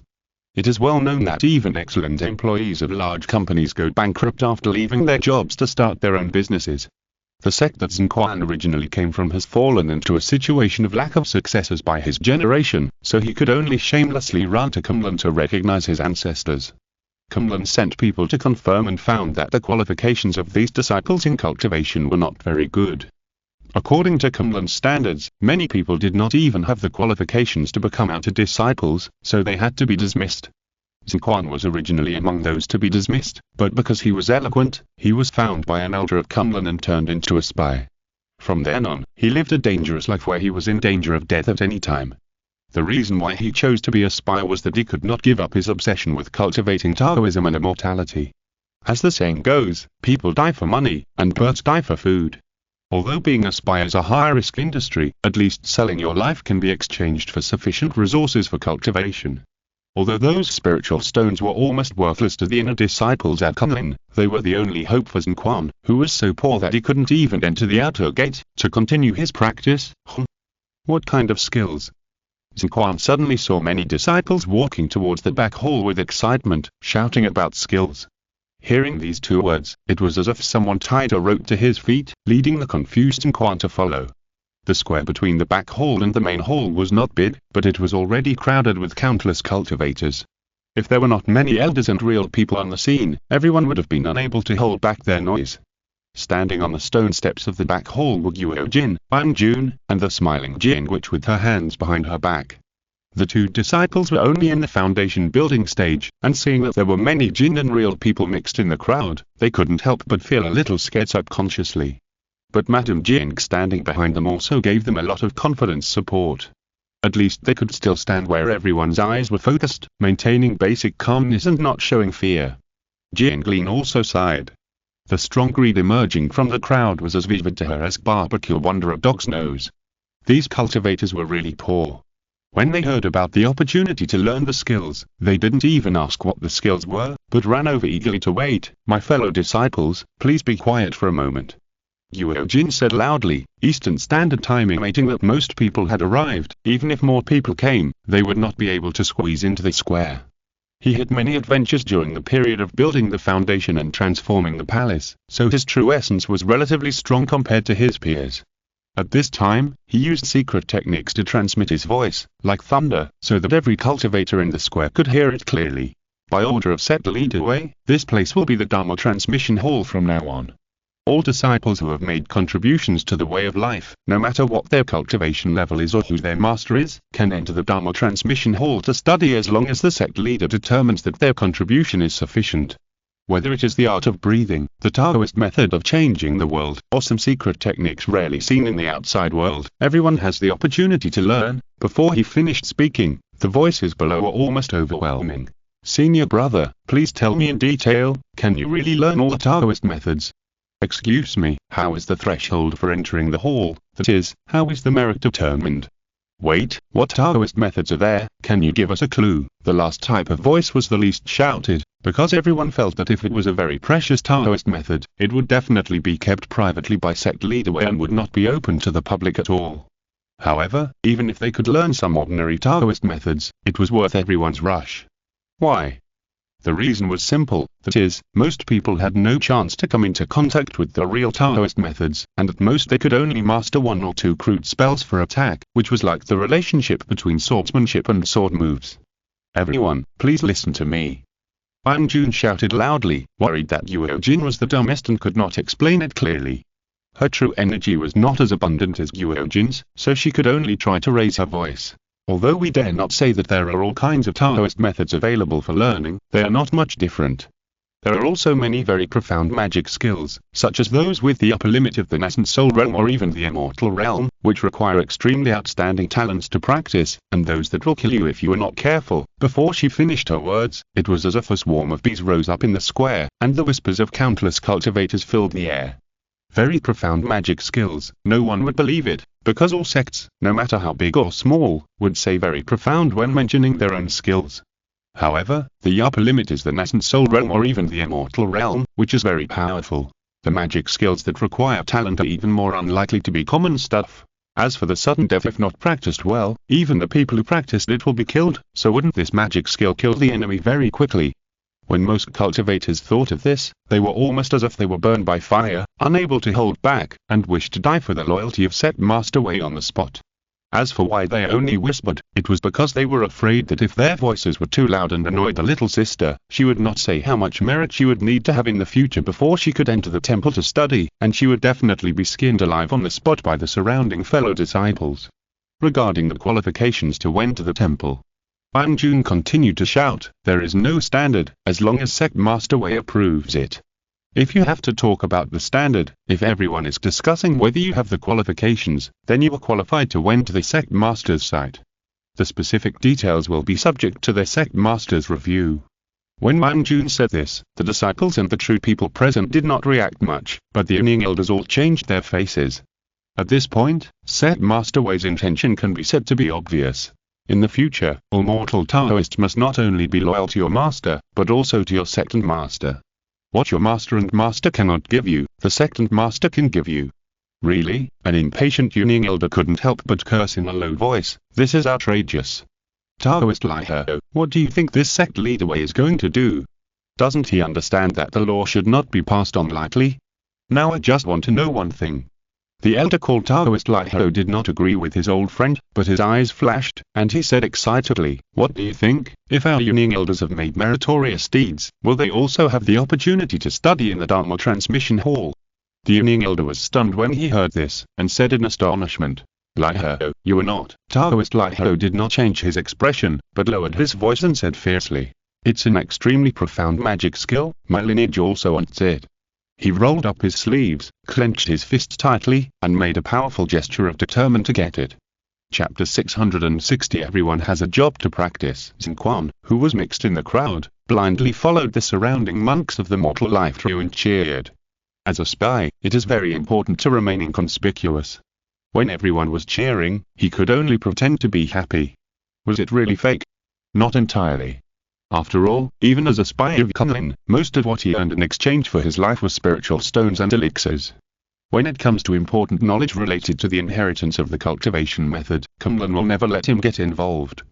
It is really chilling to say that the sect he really belongs to is guarding against him like a thief. The sect he is currently undercover is willing to open up the opportunity to obtain various cultivation methods to him. Thinking of this, the last trace of responsibilities and Quan felt for Cumlin has completely disappeared. It is impossible to betray, of course. It is easy for Cumlin to get rid of him, but it seems that there will be no big problem if he does not work hard, but helps, and secretly helps the mortal life duo. Maybe, after I have made meritorious contributions in the mortal life duo, I can really get 1 or 2 cultivation methods. There were many spies like Sun Quan, and some of them even turned against him on the spot. Soon, the sects behind them realized something was wrong. So the internal reform of the life-giving duo was presented to the 3 pure ones of the Orthodox sect. It's ridiculous. At the sect meeting, the head of Ziwili's sect criticized the unprecedented feat of the life-giving duo, calling it the corruption of the world must start from here. If there are people with bad intentions, they will learn the way to harm the world. They will poison the people, and all kinds of karma will be reported to the Wei demon. These words were quickly conveyed to Adonliu by the well-informed Jing demon. The head of Ziwili's sect is really narrow-minded. Didn't he use our Jing to trick him last time? Wei Dongliu thought with a sneer, shook his head, and didn't take it to heart. He didn't take it to heart, but the internal affairs of the Yingyi and Tianmo sects next door were in an uproar. Everyone was frightened by the feat of the head of the life-giving duo sect. Similar to the 3 pure ones of the Orthodox Church, many sects within the demon cult also adhere to the principle that the law cannot be passed on lightly. First of all, high-level cultivators will only pass on the skills to their own disciples, and it is impossible to pass it on to outsiders. Secondly, there are also different levels among the disciples. Generally speaking, the personal teaching is greater than the inner sect, and the inner sect is greater than the outer sect. Like Fan Shandao, taking out the skills and rewarding them as ordinary things really makes the high-level leaders of these sects completely confused. Wei Dongliu was so wasteful. The elders of his lineage don't care. Oh, his Tongshuan sect was wiped out thousands of years ago. Don't you feel bad when your son sells your father's land? For Wei Dongliu's behavior, the colleagues of the demon cult just treat it as a joke. However, they soon stopped laughing, because the disciples of their own sects generally showed the phenomenon of passive slacking. No one cleaned up the mines ravaged by monsters, and no one took up the task of collecting spiritual herbs and spiritual stones. The deacon hall that issued the tasks was actually deserted and no one cared. The high-level officials hurriedly sent people to investigate the reason, but the result was ridiculous. It turned out that the ordinary outer disciples of the heavenly demon and ghost paths were also very envious of the skills opened by the mortal path. But they were not qualified to learn the skills, so they secretly went to hook up with the disciples of the mortal path. If you have any tasks assigned by the sect that you cannot complete by yourself, we can help you complete them. My request is not excessive. Can I also learn the skills you got from your master? Learning it won't save you a piece of meat. In this way, countless small groups across sects were established. For a time, the mortal path seemed to have help from all directions, and there were brothers and sisters everywhere who helped build a sect, knowing that their own sect disciples were actually working for the mortal path. The high-level officials of the heavenly demon and ghost paths almost vomited blood, and hurriedly asked the elders to repeat the order again and again, and absolutely did not allow outer disciples to help other sects to complete tasks. The order was issued in this way, but the result was very little. Because no matter whether it is the Orthodox religion or the demonic religion, they basically do not have the ability to control the outer disciples. The so-called outer disciples are those who have no master in the sect and have been free for a long time. Now you want to find someone to supervise them. Who can supervise them? Can he recite the names of all the outer disciples? This matter is not easy to handle. So the deacon reported to the elders, and the elders reported to the head of the sect. The head of the sect could not do anything about this matter. It is impossible to arrest all the outer disciples, right? The matter was finally handed over to the sect guarding Immortal. After hearing what happened, Venerable Baigyu thought to himself, I have lived for so long, what have I not seen? Opening the cultivation method of my own Taoist tradition to the entire sect, this is something I have never seen before. However, the original monopoly of the cultivation method scriptures suddenly announced that they would enter the open market for circulation. What a big blow it would cause to the original monopoly system. Although Venerable Baigyu did not understand economics, he also felt instinctively that it was not good based on his many years of experience in the upper position. He decided to call the Yamcesters here to put pressure on the Yamcester of the Sea of Blood together. at the top of Thongtai Peak, under the huge snow-covered rock. After listening to Venerable Baigu's complaints, the Bloodsea Patriarch was also somewhat speechless. "Baigu, calm down first," he said with a smile, "although I don't agree with him doing this, but Wei Dongliu was not from my lineage, he is from the Wanfei Tongchuan sect, and now he is the only one left in that lineage. How about this? I will ask him to carefully identify and severely reject all those who cheat with the help of external disciples. How about it?" Venerable Baigu was indignant and silent. He also knew that if he stood in the perspective of the Bloodsea Patriarch and saw that the external disciples helped to build his own sect, he would definitely be very happy. But it was his own sect that was the victim, that was another matter. He turned his head to look at the Free Patriarch, only to see that this immortal of the Tian model was calm and composed, and did not seem to be troubled at all.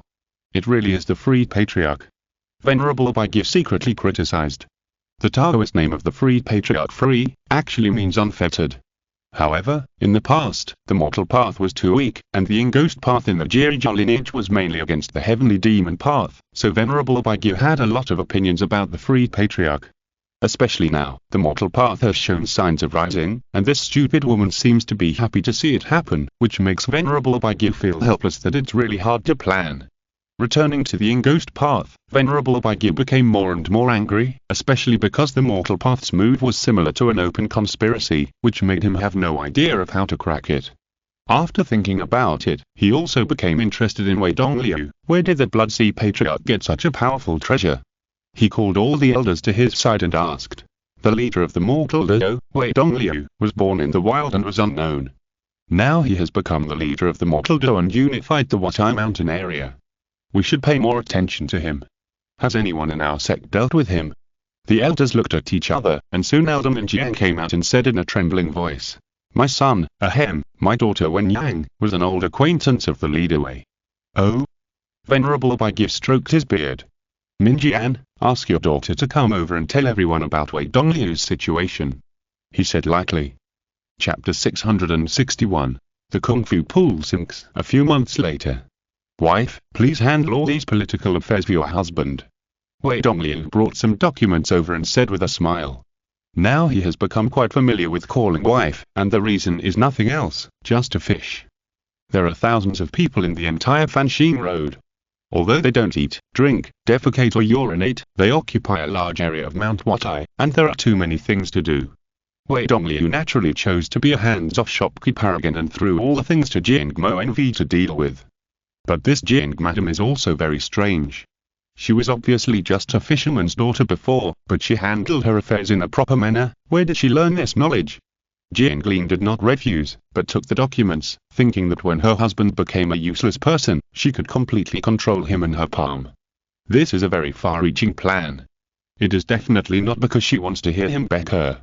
Wei Dongliu handed all the chores to his virtuous wife, and he felt relieved immediately. Now, the only things he still needs to make decisions on are people, finance, soldiers, and punishment. Most of the time, he just makes a decision. Oh, there is a disciple who has made great contributions so soon and applied to use the Dharma Transmission Hall. Wei Dongliu was refreshed. He looked carefully and found that it was a disciple named Li Kusan, who was at the Foundation Establishment stage and the Palace Transformation stage. When this person was patrolling the border, he found a rare flower and grass, and chose to hand it over to the sect without hesitation. Later, it was confirmed by the elders that it was a very rare purple-edged Ganoderma lucidum. Purple-edged Ganoderma lucidum can be used in many prescriptions, and the 1,000-year-old ones are often used in secret medicines for the nascent soul stage. If it is placed in cunning, any inner disciple can offer this spiritual medicine to the master in exchange for a secret method. However, the embarrassing thing is that Li Kisan is an outer disciple without a master. In the past, even if outer disciples found any spiritual herbs, they could not offer them to the sect. The reason is simple. Who can give it to whom? Who can guarantee that he will be rewarded? If you're really stupid enough to give it to a jinn and deacon who is not familiar with you, it is inevitable that the reward will be swallowed by someone else. Wei Dongliu thought about this and simply approved the application, and then called his disciple Guo Jin over. This is the first time that the Dharma Transmission Hall is open. You can call on the monks of the sect to come and watch. Yes. Guo Jin did not ask anything else and immediately left. Seeing this, Jiangli laughed and said in a delicate voice, "Why does my husband like to show off so much and organize people to watch?" It's better to buy horse bones with thousands of gold. Wei Dongliu said lightly. The Dharma transmission hall was crowded with people. Although Wei Dongliu guaranteed it as the sect master, everyone did not dare to doubt it, but they still had some doubt about the quality of the exercises in the Dharma transmission hall. Logically speaking, excellent exercises and classics must be kept by the sect master and will not be open. But if the ones released are all common goods, it will still be a bit disappointing. Li Kesun stood in the middle of the crowd, looking the most nervous, and could not help but look at Guo Jin next to him. Seeing Guo Jin nodded, he immediately knelt down on the cushion in front of the stone statue of Dharma transmission and kowtowed several times. "Disciple, I beg the statue to teach me the Dharma." After a while, the statue suddenly said slowly, "What Dharma do you want? Refining, Taoism, or unorthodox methods?" The statue spoke. "I didn't expect it to be a magic weapon." Countless whispers rang out from all around. Li Kesun turned a deaf ear and just shouted, "Disciple sincerely asks for key refining. I beg the statue to give me the breathing technique." Wei Dongliu had just come in from the back hall. When he heard that Li Kesun chose key refining, he nodded secretly in his heart. Very good, the realm of cultivation is the foundation of a cultivator. This junior did not choose any powerful Taoism, but chose to build a Taoist foundation first, which made Wei Dongliu very satisfied. The Dharma transmitting statue was embarrassed because this person's cultivation aptitude was a little poor, so most of the key refining techniques that required aptitude were not suitable for him. "I have 3 key refining techniques that may be suitable for you. One is the secret record of the divine journey to Tiandu, the second is the magic fire to promote the Pill Sutra, and the third is the dream tour of 10,000 degrees Heart Sutra. You can choose one." All 3 were secret techniques that no one had heard of. The surrounding cultivators were excited again. Although not having heard of the name does not mean that the grade is definitely high, at least it is not one of those low-level techniques that everyone knows about, which is already extremely gratifying. "May I ask the statue, what is the difference between these 3? Li Kesun asked with courage. "The difficulty of cultivation decreases in sequence." The Dharma transmitting statue replied, "The efficiency and upper limit of cultivation also decrease in sequence." "What about the upper limit of cultivation?" Li Kesun asked hurriedly. "The difference in the golden core realm is not much." The Dharma transmitting statue said calmly, "There will be differences in the grade of infant formation. The latter 2 are very difficult to form an infant." "What? Can these 3 breathing and refining techniques actually form a Yunying?" Almost everyone around exclaimed in unison, "The techniques that can form a Yunying are all serious key refining techniques. You know, the common key refining techniques that casual practitioners can buy on the market now are basically difficult to form a pill. How many outer disciples have to work like cows and horses for the elders for a key refining technique that can form a pill smoothly, because there is really no other way to go. As for the golden core grade and the Yunying grade, those are only considered by the inner disciples with a master, and the outer disciples only want to have them, not anything else." Li Kesun was also ecstatic, and kowtowed repeatedly and said, "Disciple is willing to learn the secret records of the divine tour of Tiandu, please grant me the permission of the statue." Wei Dongliu was puzzled from a distance. "If you want to ask for the law, just ask for the law. Why are you kneeling on the ground and kowtowing? The statue will not sympathize with you just because you kowtow, it is a magic weapon without feelings." "Yes." The statue said indifferently, "Please enter and participate in the trial of passing on the law." "What, there is a trial?" Everyone around was stunned again. Li Kesun was puzzled, and the statue explained, "The law cannot be passed lightly, you should understand the principle. If you cannot pass the trial, it proves that you do not have the qualifications to learn this secret law. Even if the secret law is given to you, you will not be able to learn it, but it will increase the risk of the secret law leaking out, so you must pass the trial before you can pass the law. This is the sect rule set by the sect master." Li Kesun suddenly realized, but it was too late to back down. He could only pray in secret for a moment and then walk towards the back hall. Not long after, he walked out with a dead heart, and his face was almost like a bereaved mother. "How is it, senior brother Li?" Several familiar people went over to ask him, "Did you pass the trial?" "Almost, just a little bit." Li Kesun beat his chest and stamped his feet, crying.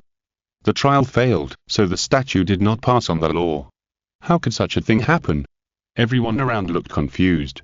On the road to cultivation, you must not be too ambitious. Wei Dongliu pushed through the crowd and walked out, saying calmly, "If you are not capable enough and take risks rashly, this will be the result. Remember this." Li Qisan bowed sadly, wiped his tears and walked out of the Dharma hall. Jingli was watching from the side and wondered. What about the promise of buying horse bones with a huge sum of money? Husband, you have messed up this time. But before she could go over to make fun of it, she saw the monks around her rubbing their hands and leaving, but they did not look like they were hit, but instead they all looked eager to try. If Wei Dongliu knew what she was thinking, he would definitely laugh at her short-sightedness. Modern psychology has proven that instead of selling at a fixed price, it is better to let the other party draw a lottery, because most people will always overestimate their abilities and luck. He can't do it, he can't do it, I can definitely do it if it's me. Chapter 662 Wei Dongliu's thoughts. Not long after, the news that there was indeed a high-level technique in the Dharma transmission hall of the life-growing Dao spread like wildfire in Mount Watai, and even spread to the monks in the Central Plains and Yunzhong regions. Apart from the inexplicably excited life-growing Dao monks, those monks who had originally regarded this as a joke or a gimmick finally became jealous at this time. So soon, many strange words of rebuttal and questioning came, such as I have never heard of the name of the secret record of the divine journey of Tiandu, I'm afraid it is not a fabricated method, and you still need to pass the test to pass the Dharma. If you don't want to give it, don't give it. You are still foolishly allowing the sect to tease you, all kinds of yin and yang, and so on. The life-growing Dao monks naturally did not want to be slandered, or they did not allow others to slander their dreams, so they confronted these monks tit for tat. The first was the secret record of the divine journey of Tiandu. A life-growing Dao monk read ancient books and found that this book came from the Atlas of the Eight Wastelands and Four Seas, and the author was the old man of the Great Wasteland in the early ancient times. In the last chapter, the old man of the Great Wilderness claimed that when his life was about to end, he created this very mysterious key refining technique with his experience and knowledge from traveling around the world. In short, it was not a fabricated technique that did not exist, but a key refining technique that was indeed recorded. Opponents refused to give up, saying, how do you know that the old man of the Great Wilderness was not bragging? If there is such a set of skills, you can use it and see. So the two sides quarreled fiercely. Secondly, the problem of passing the test is that if you can't pass the test, all your previous efforts will be wasted. This rule was criticized by foreign monks as too harsh. The monks of the life tree argued with reason, what's wrong with being harsh? You haven't changed your skills yet. It's because it's a good thing, so it has to be harsh, understand? Otherwise, it would have been taken away long ago. This statement is not without reason, but the Dharma transmission hall has just been opened for a short time, and no one has come up with evidence of real benefits, so everyone can only argue in vain. However, as more and more people made meritorious contributions to the life-transmitting Dao, within less than half a month, someone finally successfully passed the trial of the Dharma transmission hall and received the corresponding practice scroll. As more and more people appeared, the strange rumors that were originally circulated outside gradually shut up. Instead, the enthusiasm of the life-transmitting Dao monks surged unprecedentedly. Everyone was discussing how to accumulate enough merits, choose Taoism or key refining, and how to pass the trial of the Dharma transmission statue. Wei Dongliu was too lazy to care about these trivial matters. After most of the government affairs were handed over to Madame Jiang, he finally had free time to go out and check the current situation of the life-transmitting Dao. After all, to become the co-lord of the Six Paths, one must first become the true lord of the life-transmitting Dao. The Wanfei Tongshuan sect can decline, but the life-transmitting Dao must become great again. His appearance as the leader was too recognizable, so Wei Dongliu asked Nei Jing to perform an illusion to completely cover up his handsome appearance and turn it into the appearance of an ordinary monk with an unremarkable appearance. Then he ran to the political hall responsible for issuing tasks to see the situation of the monks. It was a coincidence that a few decades ago, Wei Dongliu, who had just built a small account, came here under the leadership of Jing Moenvi to find the mortal path to register and pay fees, and established the Wanfei Tongshuan Gate. It was also here that Wei Dongliu first saw the extent of the mortal path, which was completely beyond his imagination. In Wei Dongliu's original cognition, the demon sect should be a place where the weak are preyed on by the strong, blood flows like a river, strong men emerge in large numbers, and do whatever they want, but he didn't expect that the people here were all a group of money-hungry, poor, and worldly mercenaries. From then on, he made a great wish. One day, he would take control of the mortal path, and he would make this sect shine again, bright, and no longer be called the direct line of the Jiri Jiao. Wei Dongliu was thinking so ambitiously when he was suddenly pushed from behind. Don't block the way. If you want to accept a mission, go in, don't block the door. He turned around and saw several unfamiliar monks of the Fanxingdu rushing into the hall in a hurry and hurriedly, and quickly shouted to the deacon, "Any missions available? The more difficult the better." The deacons of the Fanxingdu were also outer disciples, so they knew that it was useless to quarrel with them, and just said slowly, 3 Buddhist cultivators were found near Nanliangkou. They need to be killed or expelled. That's it. The monks immediately slapped the cabinet and shouted, "The specific location and the other party's information, hurry up. More than 20 people have gone before you." The deacon continued slowly, "I guess you can't catch up. More than 20 people." Several Fanxingdu monks shouted in unison, "There are only 3 Buddhist cultivators, why send out more than 20 monks? There are more than 100 people who come to ask." The deacon replied with a chuckle, "More than 20 people went, isn't it normal?" Wei Dongliu, who was listening nearby, laughed secretly, and went over to try to get close to them, saying, "Brothers, I see there seem to be a lot of fellow disciples doing missions recently. There seem to be a lot more than before, aren't those inner disciples also rushing to do missions?" One of the cultivators cursed angrily, "There are too many monks and too little porridge nowadays. How long will it take to accumulate enough merits to enter the Dharma Hall? Brother Fu, be careful with your words." The cultivator next to him hurried over to comfort him. "It takes years of perseverance to accumulate merits by doing missions. Those inner disciples don't have the patience. Once they find that it's faster to please the master, they will naturally give up." Indeed. Wei Dongliu also echoed, and asked, "But can you also accumulate merits by doing daily tasks?" That's what the headmaster's wife said. A kind-looking monk from the Fanxingdu next to him pointed him out in a friendly manner. In the past, people were given spirit stones for doing missions. Apart from daily cultivation, the rest could be used as lunch money. It's just that in the market outside, it's easy to find spiritual stones, but it's hard to find treasures, so the prices of various cultivation resources are extremely high. No matter how much spiritual stones we save, it's not enough. And now in our Immortal sect, after completing a task, the cultivators can only receive a part of the spiritual stones, and the rest can be exchanged for merits to keep accounts.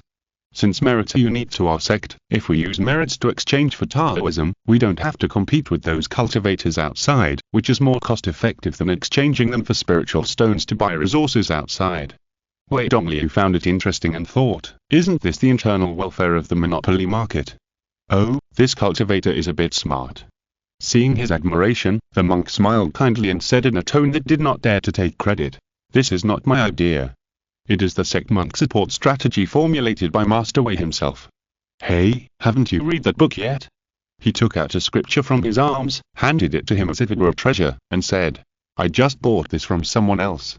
I can lend it to you. But you have to read it carefully and don't dirty it." Wei Dongliu took it in confusion, and saw 5 big words printed on the scripture. Master Wei's Thoughts, Chapter 663. The right to interpret the scripture should not be transferred to others. What is this? Wei Dongliu returned to the back hall and placed the thing in front of Jianglin. Oh, this. Jiang Moenvi said lightly, "I have heard of these too. It seems that many monks are trying to interpret your thoughts, and then the rumors are getting more and more outrageous, and finally become a collection of false words you said, Hilly." "So why are there rumors?" Wei Dongliu was a little speechless, and his brows were furrowed. It is not interesting to be forced to say something that you have not said. This matter can be traced back to the speculation on the mechanism of the Dharma transmission hall. Jianglin continued to explain.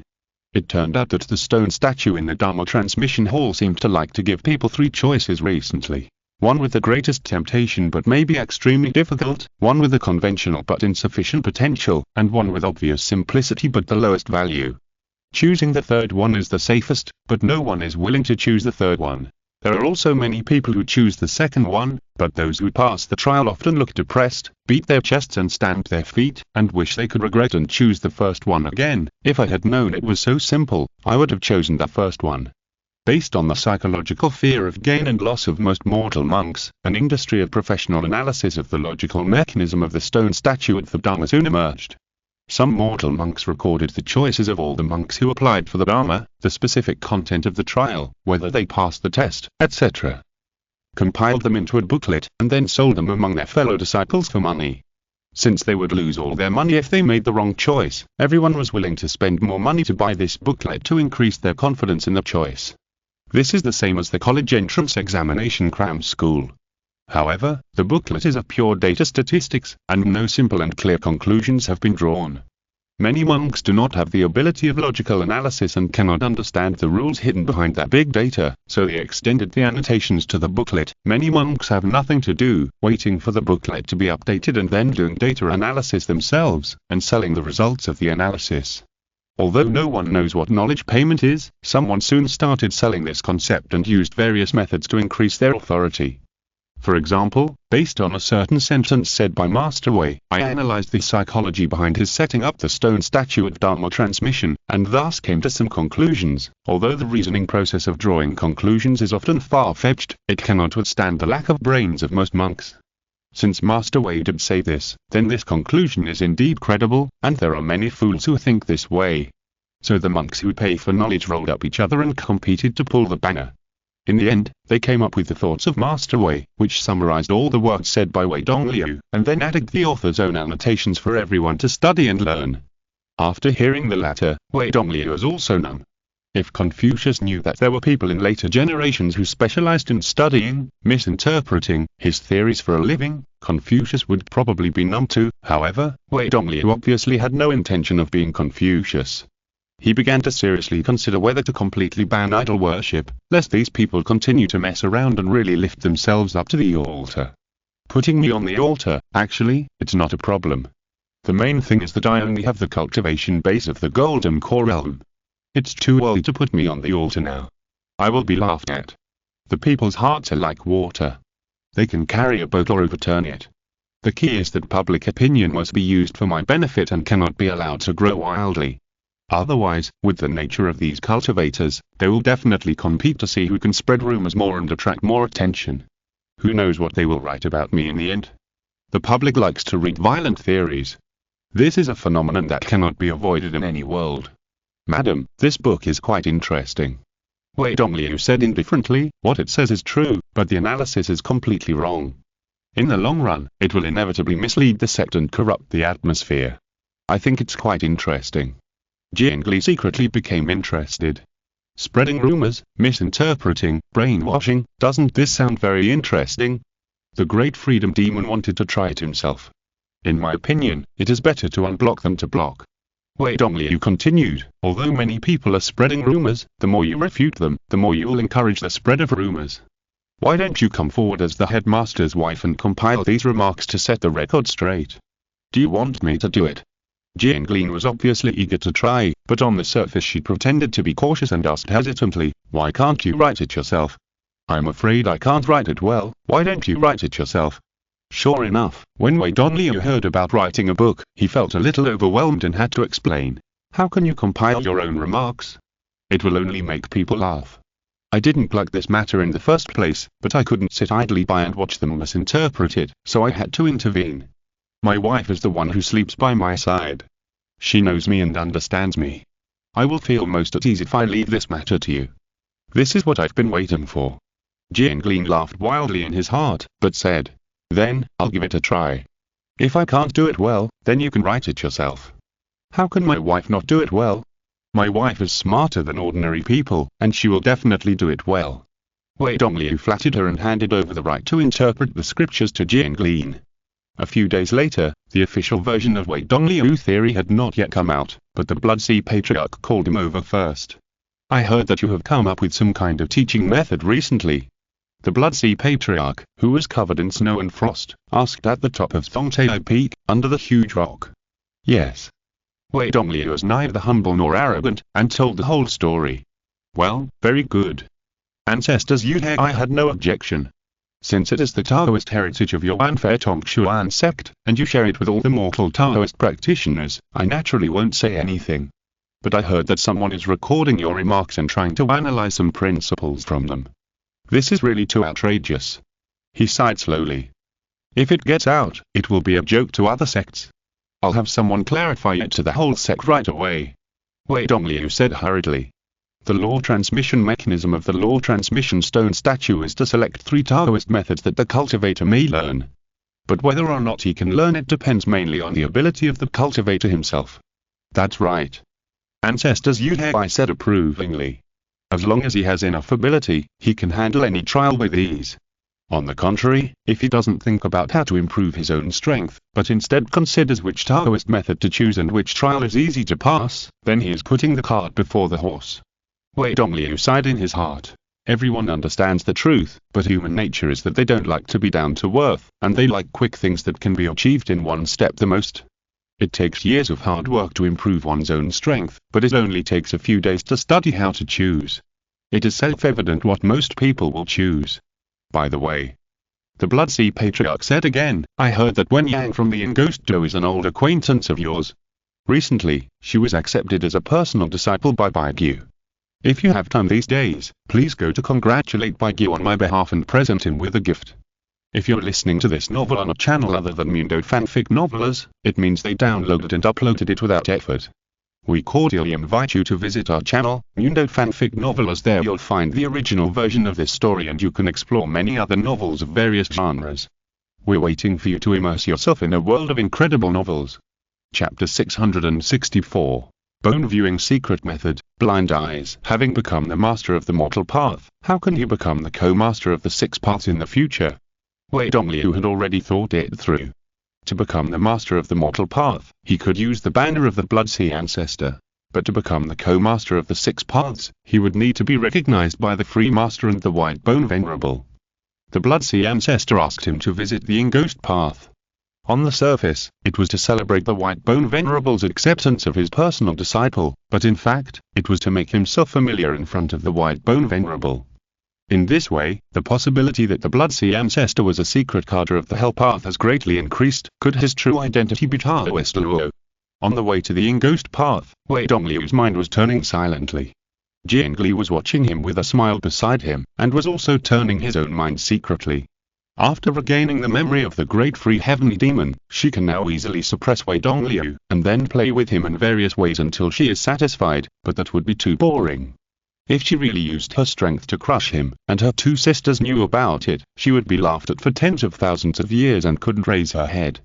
Every great freedom heavenly demon is a master at playing with the mind. They can easily see through the flaws in the other party's Tao heart, and can also cleverly and secretly disintegrate the other party's defensor. Completely conquering Wei Dongliu, rather than rudely passing through its strength, is worthy of her identity. Of course, the extremely high difficulty of conquering Wei Mojin did arouse her curiosity. Her husband is determined, has no desires, acts secretively, is unpredictable, and can be said to have no weaknesses.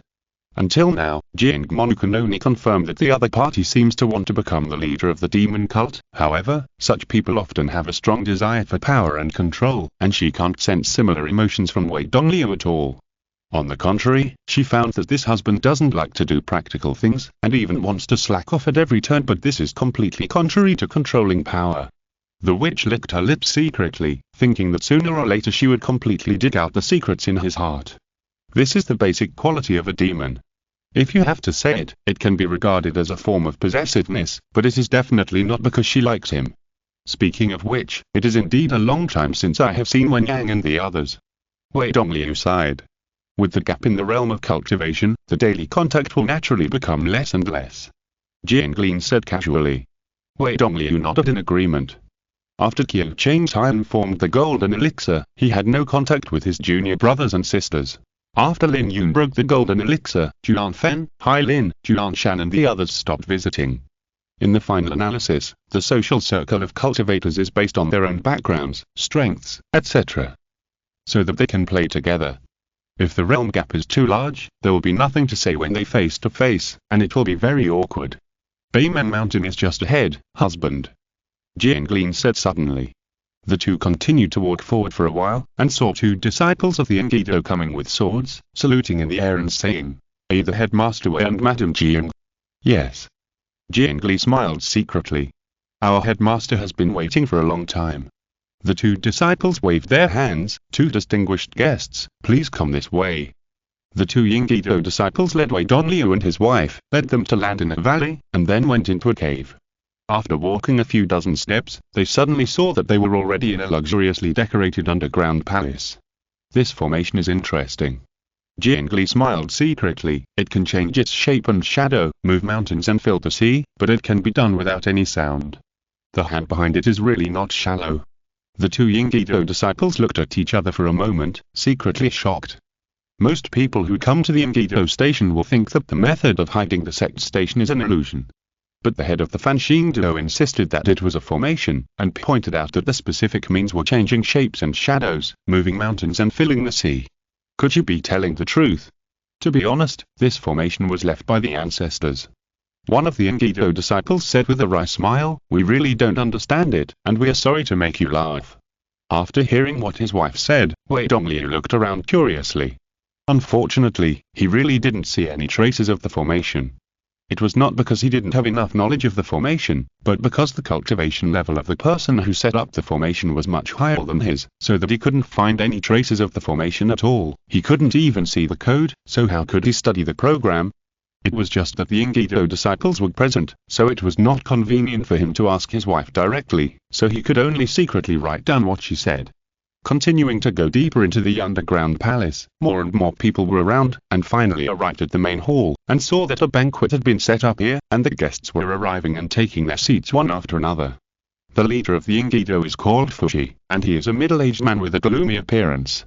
Although this is the first time Wei Dongliu has met him, Ling Yunpo had seen his appearance in the battle of the demon cult besieging Shushan last time, so it cannot be considered as their first acquaintance. Leader Fushi looked over indifferently, with a hidden gleam in his eyes, and looked at the two of them calmly. He has a bone-viewing secret method that can roughly judge the strength level of a cultivator through the slight differences in the cultivator's appearance. Since it is not a spiritual scan, there is no fear of leaving traces and being noticed. This time, Venerable Baigyu has already explained that if Wei Dongliu is strong, he will be treated politely. If he is weak, he will ignore them and give the mortal do a warning. He used the bone viewing technique to see that Wei Dongliu's forehead was full of blood and energy. Although he was of the Jindan realm, his cultivation was obviously far superior to his peers. He was worthy of being favored by the Blood Sea ancestor. Come to think of it, how could he become the head of the mortal life through at the Jindan realm without some extraordinary level?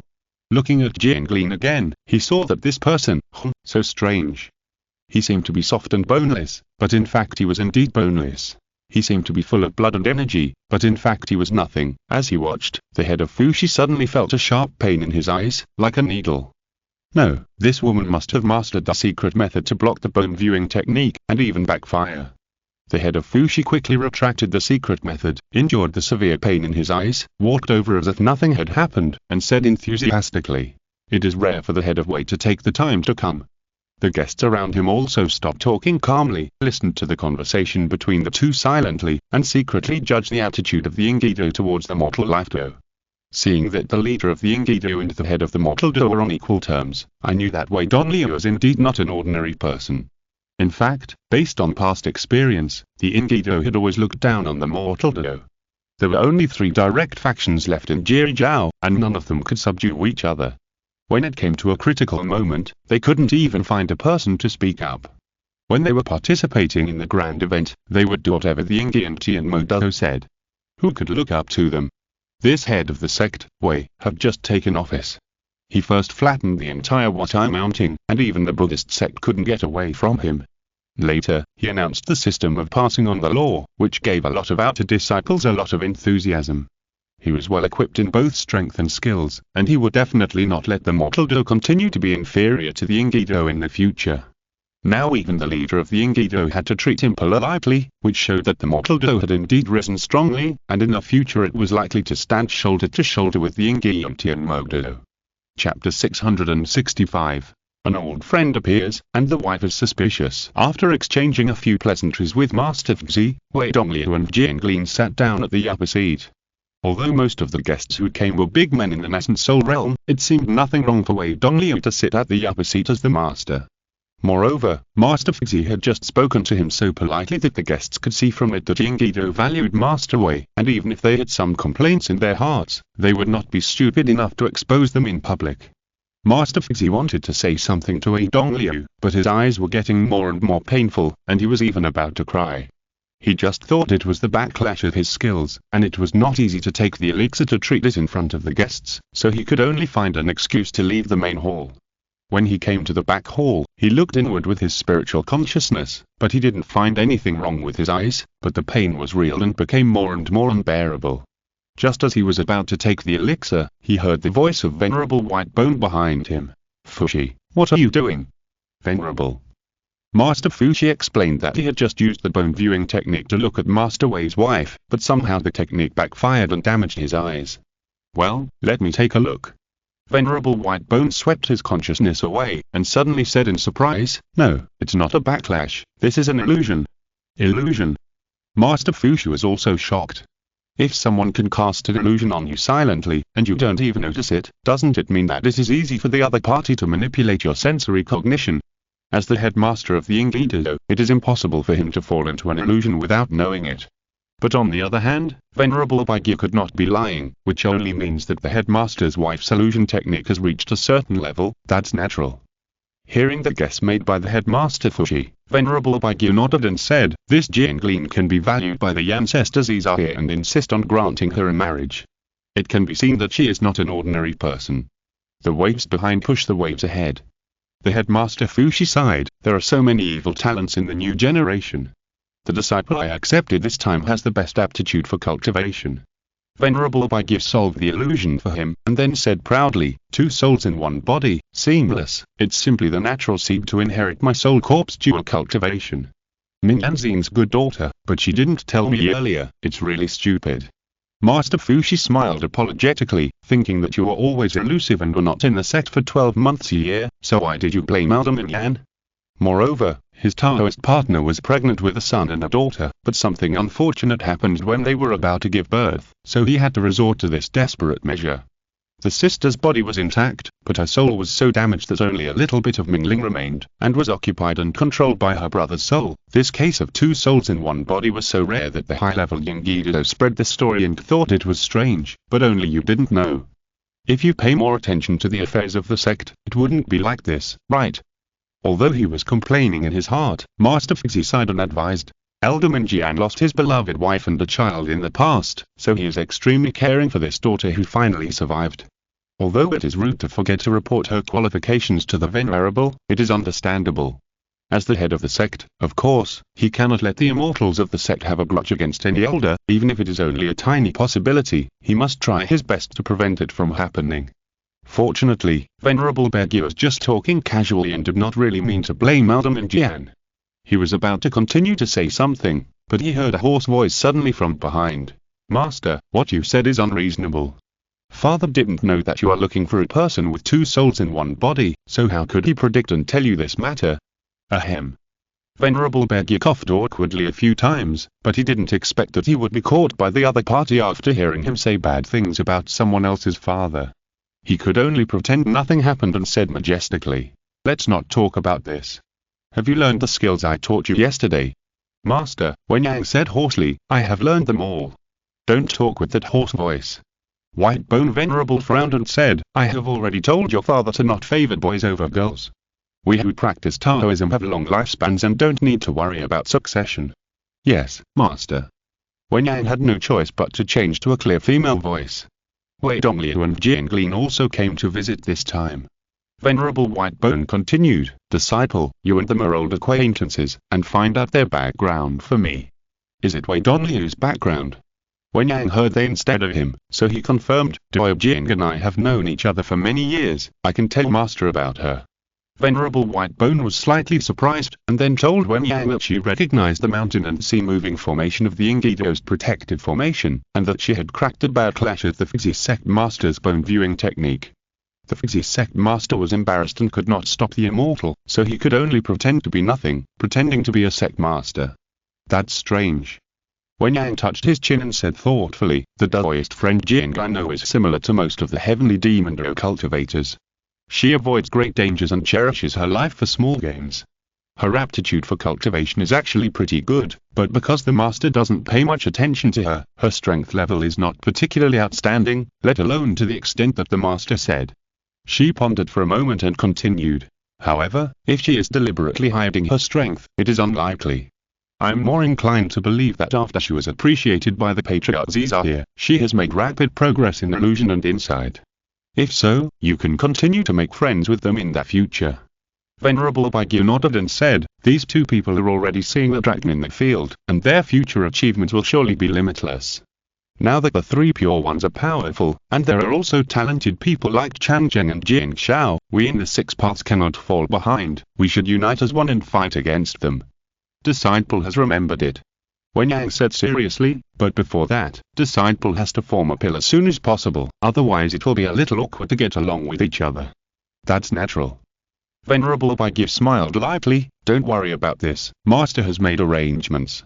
In the main hall outside, Wei Dongliu and Jiang Lin sat side by side, and a beautiful maid beside them poured wine for them. The wine was brewed by Taze Thong Yuan Chen, a fairy wine with extremely rare and hard to find raw materials. It first cooled down the throat and then made the mouth fragrant.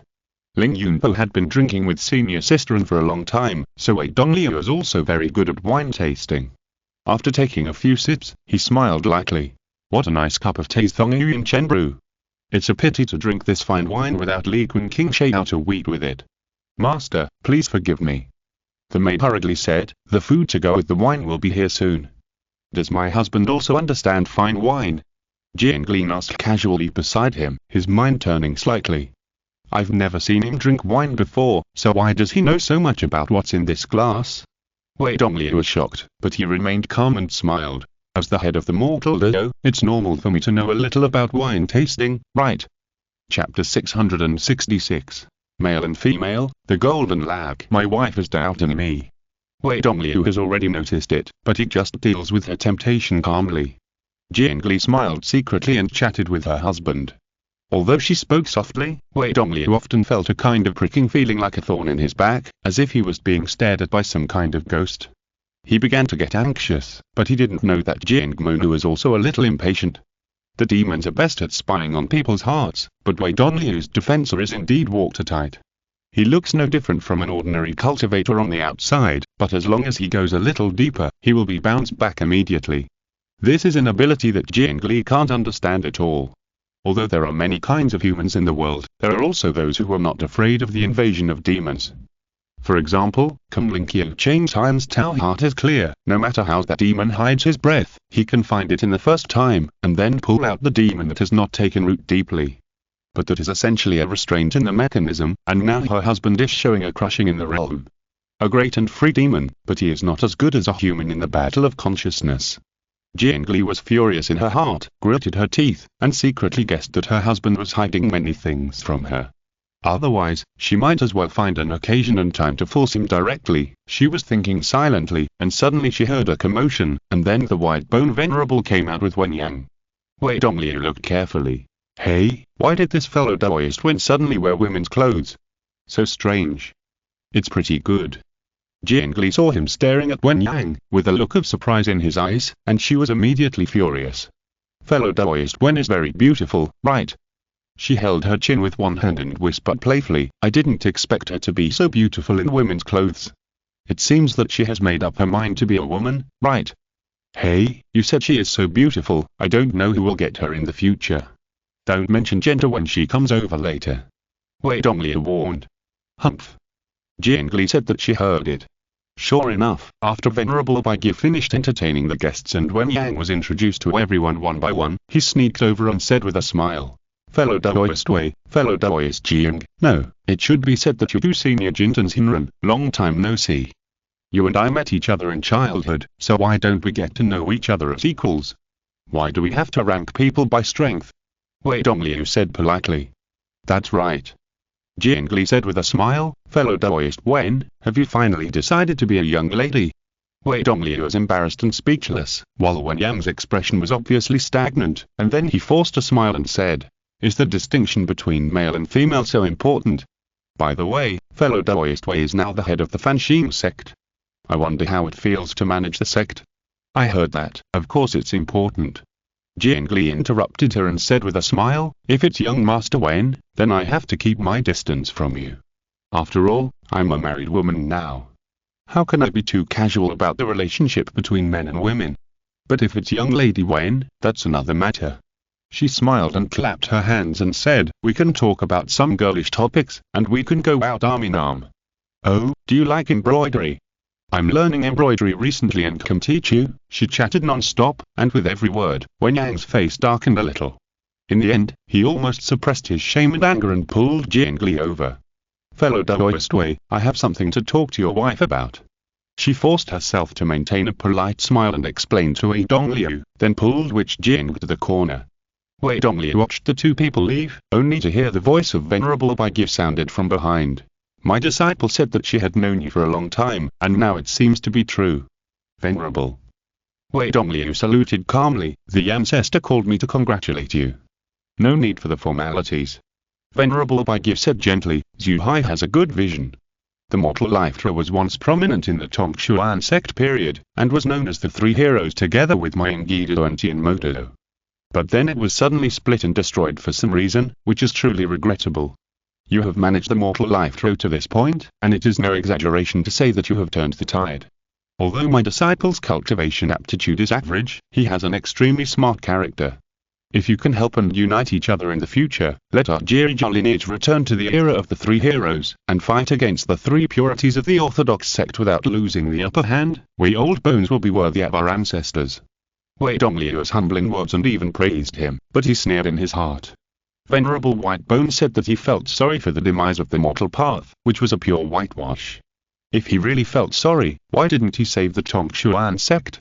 Why did he watch the mortal path fall from its peak? To put it bluntly, although the three paths are known as the direct lineage of Jirizhao, there is more competition than cooperation between them, so it's no wonder that they were suppressed by the three pure ones of the Orthodox Church. As for the words of unity and support with Wen Yang, Wei Dongliu asked himself that he was not a person who didn't care about old friendships, and he would still help where he could. But if you hinder me from becoming the co-leader of the six paths, then I'm sorry, let alone old friendships, even old love can be ruthlessly cut off. The two continued to exchange pleasantries for a while, and then the White Bone Venerable suddenly brought up another matter. By the way, Zhu He, I asked you to come here this time. In fact, he also wanted to ask about the last time. Go back and reply to him. The Peak of Shiwa, the Golden Palace. Wei Dongliu was slightly surprised, and then immediately guessed the answer. The Golden Palace corresponds to the White Jade Capital, which is the secret realm of the White Jade Capital controlled by the three pure ones of the Orthodox Church. According to the foundation of Taoism, the Golden Palace should be a secret realm one level higher than the White Jade Capital, and it should be suspended above the clouds. Speaking of sects floating in the air, we have to mention the recently discovered ruins of the Donghua sect. The Donghua sect is also floating in the air, so is there any connection with the Golden Palace? Judging from the reactions of the Ziwili sect master and the Xuandu sect master, this guess is very likely. The Blood Sea Patriarch asked me to ask this, which means that the Ingido's hidden man lurking inside the three pure ones of the Orthodox Church has confirmed that a sect has discovered the location of the Golden Palace. In the sky at the top of a certain Shiwa mountain. Seeing his thoughtful expression, Venerable White Bone's eyes flashed with approval, and he smiled and said, "This is a matter of great importance. Don't mention this to anyone. The junior knows." Wei Dongliu said seriously. "Since you want me to reply to the Blood Sea Patriarch, it means that the six paths of Jirizhao will join the fight with the Golden Palace secret realm this time. I just don't know which sect discovered the Golden Palace. Cunning? Shushan? Or Penglai? It doesn't matter. I will know after reading the archives at Qiu, Ling, and Luo." Thinking of this, Wei Dongliu got a headache again. Last time in that Baiyuzheng secret realm, 3 people played and took turns to read the archives, which annoyed him to death. Now in the Golden Palace secret realm, does it mean that 4 people have to reincarnate? That's enough. Chapter 667. 2 young ladies, arm in arm, talking happily. The 4 realms of Taoism are Baiyuzheng, Ban Jim K, Kai Ba Xuan Yuan and Dagyuan Mingdine. Baiyuzheng refers to the physical body, Ban Jim K refers to the spiritual consciousness, Kai Ba Xuan Yuan refers to the soul, and Dagyuan Mingdine refers to the origin. These 4 meanings imply that process of ascending to the immortal world, that is, the physical body, spiritual consciousness, soul and origin are all perfect, so that the perfect ascension to the immortal world can be achieved. In this way, in fact, most immortals have not reached the perfect realm, so they cannot ascend to the immortal world in broad daylight and can only stay in the world to practice hard. The secret realm named Baiyuzheng is unknown. It is only known that its history is extremely long. It is a holy place for sword practice trials. Ling Yunpo and Zisu entered it once. Not only did their swordsmanship attainments advance by leaps and bounds, but they also got the complete version of Shushanji and Men genuine key refining technique from their predecessors. It can be said that they have made a lot of money. What is the most precious resource in the world of cultivation? The inheritance of skills. The three pure ones of the Orthodox sect controlled the secret realm of Bayujing, which was equivalent to having an additional resource production site that could continuously produce the inheritance of skills and help you train disciples. Needless to say, there were various benefits to follow. However, the attainment of swordsmanship was only a basic means of fighting.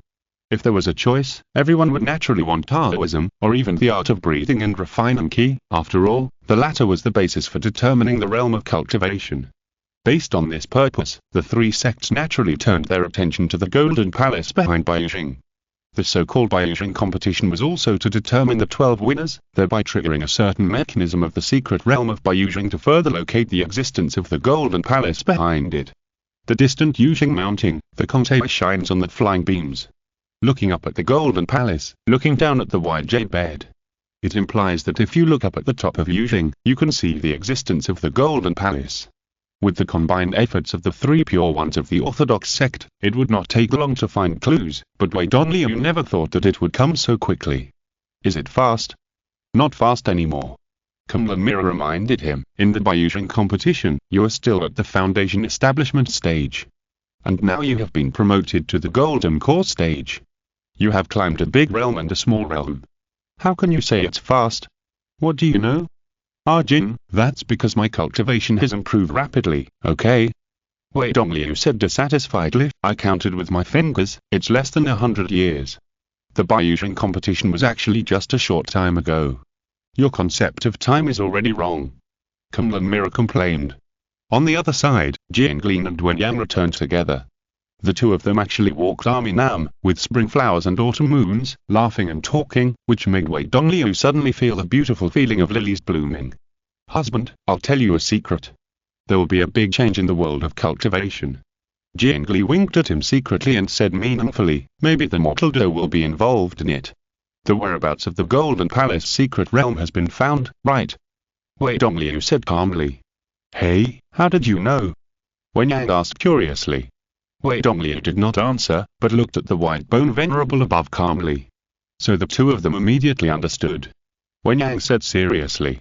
Doorway, this matter is really serious. Before the Six Paths speak publicly, don't leak it to others easily, so as not to let the people at the Three Purities know in advance. Don't worry, I know what to do. Wei Dongliu replied in a deep voice. You still don't trust my husband's ability? Jiangli teased her secretly. He is now the leader of a sect, and he knows more secrets than you. If he didn't have any scheming, how could he win the appreciation of the Bloodsea Patriarch and manage the mortal life through to this point? Well, I'm a little abrupt. Wenyang smiled, that's right. With the ability of fellow Daoist Wei, I don't think I need to say too much. Wei Dongliu didn't care. In any case, being admired and praised by a beauty is always a pleasure. It's just that Wenyang, Wei Dongliu used to treat him as a man, and now seeing him suddenly return to his original female state, and still such a delicate and lovely beauty, he still has a subtle sense of discomfort. Well, but to be honest, she would be uncomfortable with us, right? The two Taoist friends who were familiar with each other suddenly became Taoist couples without saying a word. In any case, fellow Daoist Win has been very successful this time. Jianglin said with a smile, as long as you hold on to the thigh of Venerable Baigyu, won't the entire Yinggi-do be in your pocket in the future, and you can take whatever you want? Speaking of this, no one can compare to fellow Daoist Jiang. Wenyang also laughed. Hold on to fellow Daoist Wei, and the mortal doe will be in your hands, right? At this point, she suddenly said oh and corrected seriously. No, it's not hold tight, it should be clamped tightly. Wenyang even changed from a man to a woman, and he was even more unscrupulous when it came to making dirty jokes, which made Wei Dongliu a little overwhelmed. He could only pretend not to hear it and turn a deaf ear to it. In that case, do you want to marry me and become my sister? Jianglin teased her deliberately, as the direct disciple of Venerable Whitebone and the concubine of Master Wei, wouldn't it be more powerful to be in power in two sects at the same time? Don't talk nonsense. Wenyang glanced at Wei Donliu and pretended to hit Jianglin's mouth. This master, this girl is innocent. If there is any bad news in the future, it must be you, Witch Jiang, who is gossiping behind my back. The two of them were playing and joking, and their relationship seemed to be completely normal, even better than before. Wei Dongliu watched silently from the side, without saying a word, just tasting wine by himself. After the banquet for accepting disciples ended, the couple said goodbye and left. Returning to Zongtai Peak of Mount Watai, Wei Dongliu informed the Bloodsea Patriarch of Venerable Whitebone's hint. I see. The Bloodsea Patriarch nodded. This you are mounting, if I remember correctly, should refer to a snow-capped peak in the southwest of the Tugbo Plateau. The Golden Secret Realm is on the plateau? Wei Dongliu pondered. That is the territory of Kunlun and Shirododo. We need to cooperate with Shirododo. The Bloodsea Patriarch said lightly. King Ajitasattru and I had some friendship in the past, plus the Golden Secret Realm is famous, he should sell this face. But it is not far from Mount Chu. Wei Dongliu frowned and said, if Kunlun is to the south and Mount Chu is to the west, and defense lines are set up on both sides, it will be very difficult for us to get involved in the Golden. Precisely because of this, we must not let the three purities detect our intentions. The Bloodsea Patriarch finally said, I have my own ideas about this matter, you don't have to worry about it, you just manage the sect well and let them practice well for great use. In addition, on the Ingido side, we need to have more exchanges with Wenyang. She is the direct disciple of Venerable Baigyu, and we need to learn more about the information about the Golden from her. Junior understands. Wei Dongliu nodded and thought to himself, why do I need to get information from the Ingido? Can't I just go to Kunlun or Shushan to ask? Chapter 668 Returning to Kunlun, clues finally revealed. Point 1. Kunlun Tai King Sect, Jinlang. Character identity. Kyo Chains Iron. Mirror Flower Water Moon Templar covered, in the process of time and space shuttle. After returning to Kunlun, Kyo Chains Iron seized the time and began to practice actively. Taking the initiative to ask the master, that is the lowest means, and only those who do not have strategic determination will do that. With my current status as a newcomer in Kunlun and the leader of a generation, if the Golden Secret Realm really comes out, the sect will only beg me to go, okay? The key is that my current cultivation realm is still too low. Now that the demon cult has confirmed that it wants to get involved in the Golden Secret Realm, if I encounter any demon cult boss in the Nascent Soul Realm, Kyo Chains Iron will inevitably fall behind under the crushing of the realm's strength. If I can strive to win to the away stage as soon as possible, I will have more confidence in competing with the demon cult in the future. He was working hard to practice, and Zhu Yingyan didn't understand why. He just thought that his senior brother finally had a sense of crisis under his pursuit, so he followed his senior brother to practice the 9 fighting thunder and fire technique he got from Donghua sect day and night. It's strange to say, this junior sister's Yu seems to be particularly talented in fire-related Taoism because of the phoenix blood. The effects of the Great Bright Fire, the Red Feather 9 Phoenix Fire and the 9 Fighting Thunder Fire correspond to large-scale burning, high-temperature cutting and violent explosion, so that the entire Kongling range has been burning for years and months, and it has been non-stop for a long time. So much so that the Kunlun disciples nicknamed it Flame Mountain and came in groups to see if there were any strange treasures, and then they found that it was Master Cunning who was practicing Taoism. Kyo Chains Iron was also a little horrified, thinking that if the existence of other Taoist companions was discovered by the junior sister, would she directly transform into a flame fist and beat him to death? Don't be nervous, don't scare yourself first. First of all, senior sister Am's swordsmanship is superb, and she is definitely not afraid of junior sister's used fire-related Taoism. As long as I call out senior sister, save me a few times, she will definitely stop junior sister's Yu with her sword. Secondly, Lily's Nando Xinghe secret technique is becoming more and more sophisticated. Using the method of water to overcome fire, flooding the sky with the Tinhe River, junior sister's used fire-based Taoist method will definitely not be able to be used. Finally, Jingmonu's illusion skills are now unfathomable. Ask her to use an illusion on junior sister's Yu so that she can't find me, and naturally she can't chase me. Thinking that he originally hit so many trump cards, Kyo Chains Iron also secretly calmed down, and no longer felt worried about Zhu Yingyan's rapid growth in strength, but just silently practiced Takes Out Divine Thunder. The last 3 thunders in the 10 major thunder methods are Zaifu Thunder, Yushen Thunder and Takes Out Thunder. Among them, Zaifu Thunder is said to be the most similar to the Heavenly Tribulation, which can destroy a person's Zaifu Taoist foundation. After being hit, it is saved, and the cultivation will also be damaged. It can be said to be the thunder method that can most destroy a life.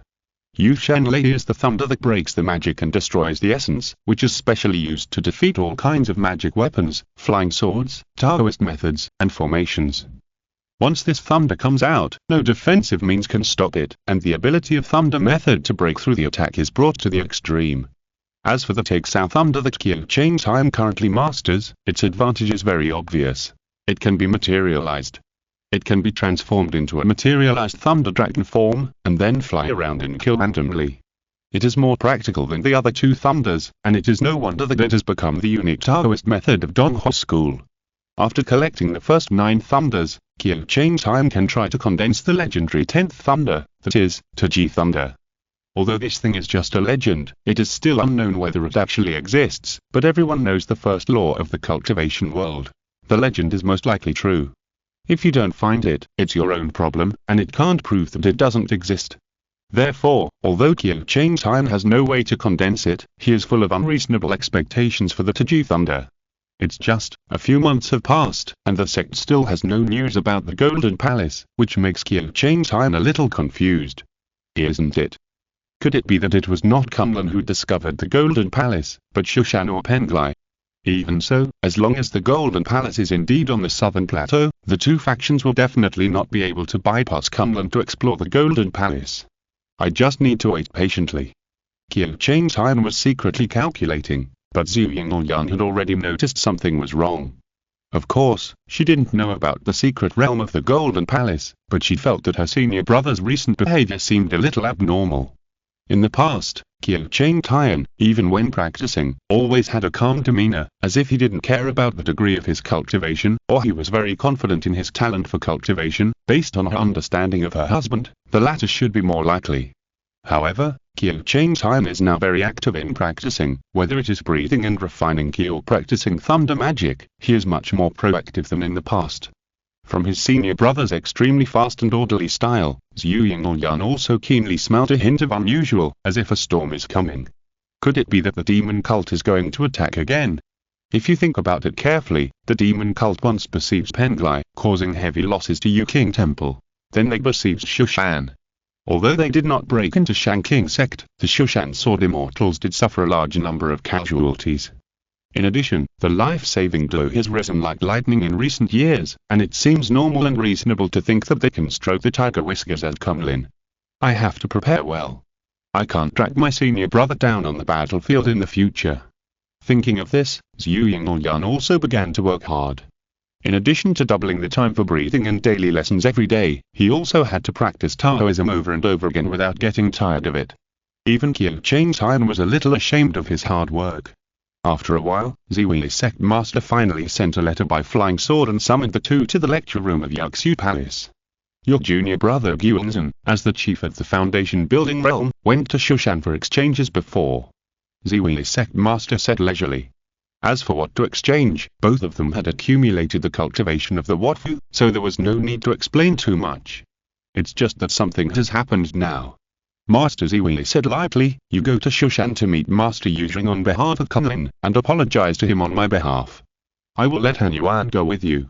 Han Yuan is the Taoist name of Luo Bai Yuan, the chief of the Jindan realm. Something happened. Qiu Changtian was slightly startled, and immediately thought of Yuanzhen's assassination of his father. Oh, it turned out that it was time. Master, do you want us to bring our junior brother back? Zhu Yingyan asked for confirmation. No, just let him come back by himself. Master Ziwi continued, there will be more tasks for you to do later. Zhu Yingyan didn't understand, but Qiu Changtian had already guessed it. Qiu Changtian, Zhu Yingyan, and Luo Bai Yuan are all real people in the Jindan realm, and Guanzhen is the only disciple in the Foundation building realm. The first three stayed in Shushan, and only Guanzhen returned to Kunlun alone, so it can only be related to the Golden Secret Realm limited to the Jindan realm. It turns out that it was Shushan that discovered the clues to the Golden. Okay, this volume ends chapter 669. Arrogance never retreats. Since senior sister Luo Bai Yuan had some private matters to attend to, Qiu Changtian and Zhu Yingyan came to Shushan first. The person in charge of receiving them was Sima Changyan. Changyan, Qingyan, two real people. He said with a smile, nice to meet you. I am Sima Changyan, responsible for guiding you on your trip to Shushan this time. If you have any questions later, please feel free to contact me. Denoy Sima. Qiu Changtian bowed and greeted him. Sima Changyan, this person is also an old acquaintance. After Nzisu and Ling Yunpo are promoted to the Golden Core Realm, the three people in the Foundation Establishment Realm Immortal Sword list on Shushan were Lin Julanzhen, Julanfen Hai and Yuan Chenu competing for the top three, but the fourth place was firmly occupied by Baishan. Sima Qianyan could only rank 5th, and sometimes even fell to 6th. Zisu once criticized this person sharply, saying that his mind is not on cultivation, but Ling Yunpo thought it didn't matter. After all, everyone has their own ambitions. At least in terms of socializing, this brother Sima really makes people feel like spring breeze. Senior sister Anne, can you at least learn more from him in terms of dealing with people? After being led to their residence by Sima Qianyan, the two settled down. When senior sister Luo Baiyuan came to Shushan tomorrow morning, the three of them would meet with the head of Yuzheng together. This Shushan is full of spiritual talents and beautiful scenery. Zhu Yingyang looked across the window at the cliffs and mountain streams full of green trees on the opposite side. From time to time, a few white-haired monkeys climbed down flexibly from the woods, making ethereal and long cries. Zhu Yingyang liked this beautiful mountain scenery very much, thinking that it was elegant and interesting and suitable for living. Qiu Changtai wanted to complain that it was not as good as he thought with so many trees, and he had to clean up the fallen leaves every day, but considering that he was not Ling Yunpo, he had to give up. At this time, Yuanzhen had just assassinated his father, and Ling Yunpo and senior sister An should still be guarding the demon locking tower. I have to be careful not to run to the demon locking tower, otherwise it will be troublesome if I run into the two of them. Qiu Changtai was thinking about this when he suddenly heard Zhu Yingyang say, "Brother, we're bored, why don't we go to the demon locking tower to have a look?" Qiu Changtai pretended to be embarrassed and said, "This demon locking tower is an important place in Shushan. We common monks should not go in easily." "Who said we want to go into the demon locking tower?" Zhu Yingyang said in surprise, "I just want to stroll around the outside of the demon locking tower." "What is there to stroll around the outside of the broken tower? Lidenping is just an ordinary valley." Qiu Changtai knew this, but he couldn't persuade him openly, so he had to change the subject and said, "I heard that in the mountain market on the side of Shushan, monks and mortals live together, which is a different flavor. Why don't we find a small town to play?" "Okay." Seeing that he was not interested, Zhu Yingyang gave in. Now in the Shushan area, the two of them couldn't openly fly around on their swords, otherwise they would attract the Shushan patrol sword immortals to investigate and cause unhappiness, so they simply walked down the mountain. Qiu Changtai changed into a moon-white long gown, handsome and elegant. Zhu Yingyang changed into a light green long skirt, matched with her black hair and beautiful face. She looked like a beauty from a classical painting of ladies, which made Qiu Changtai quite moved.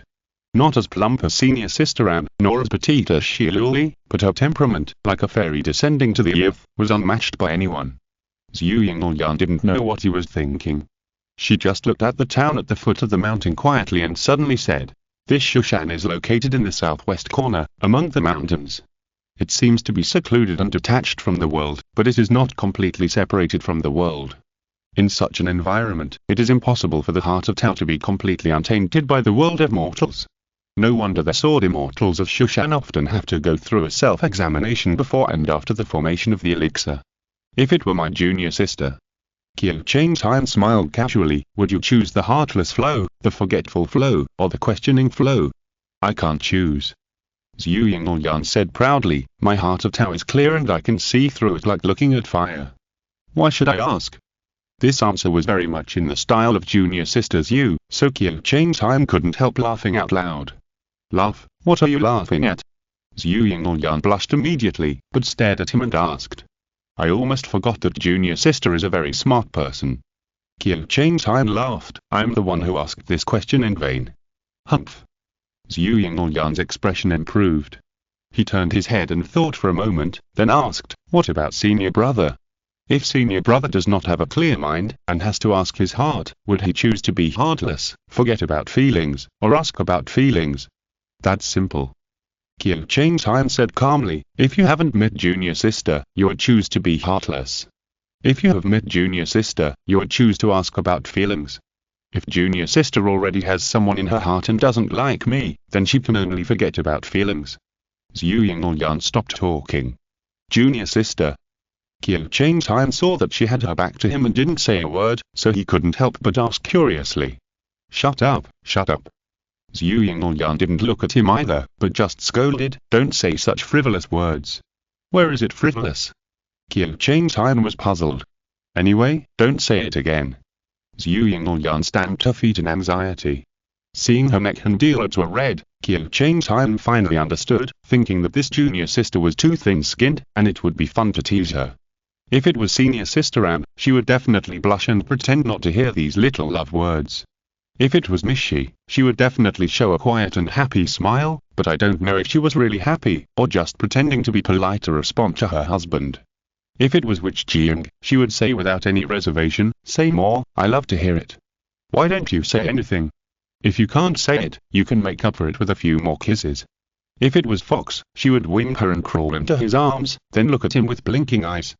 To put it bluntly, senior sister Anne is a pure and innocent elder sister, Miss is an intellectual girl, Witch Jiang is a carnivorous hottie, and Little Fox is a cute sweet girl, but only junior sisters you would show this kind of complex emotions of shyness, anger, and a little joy in secret.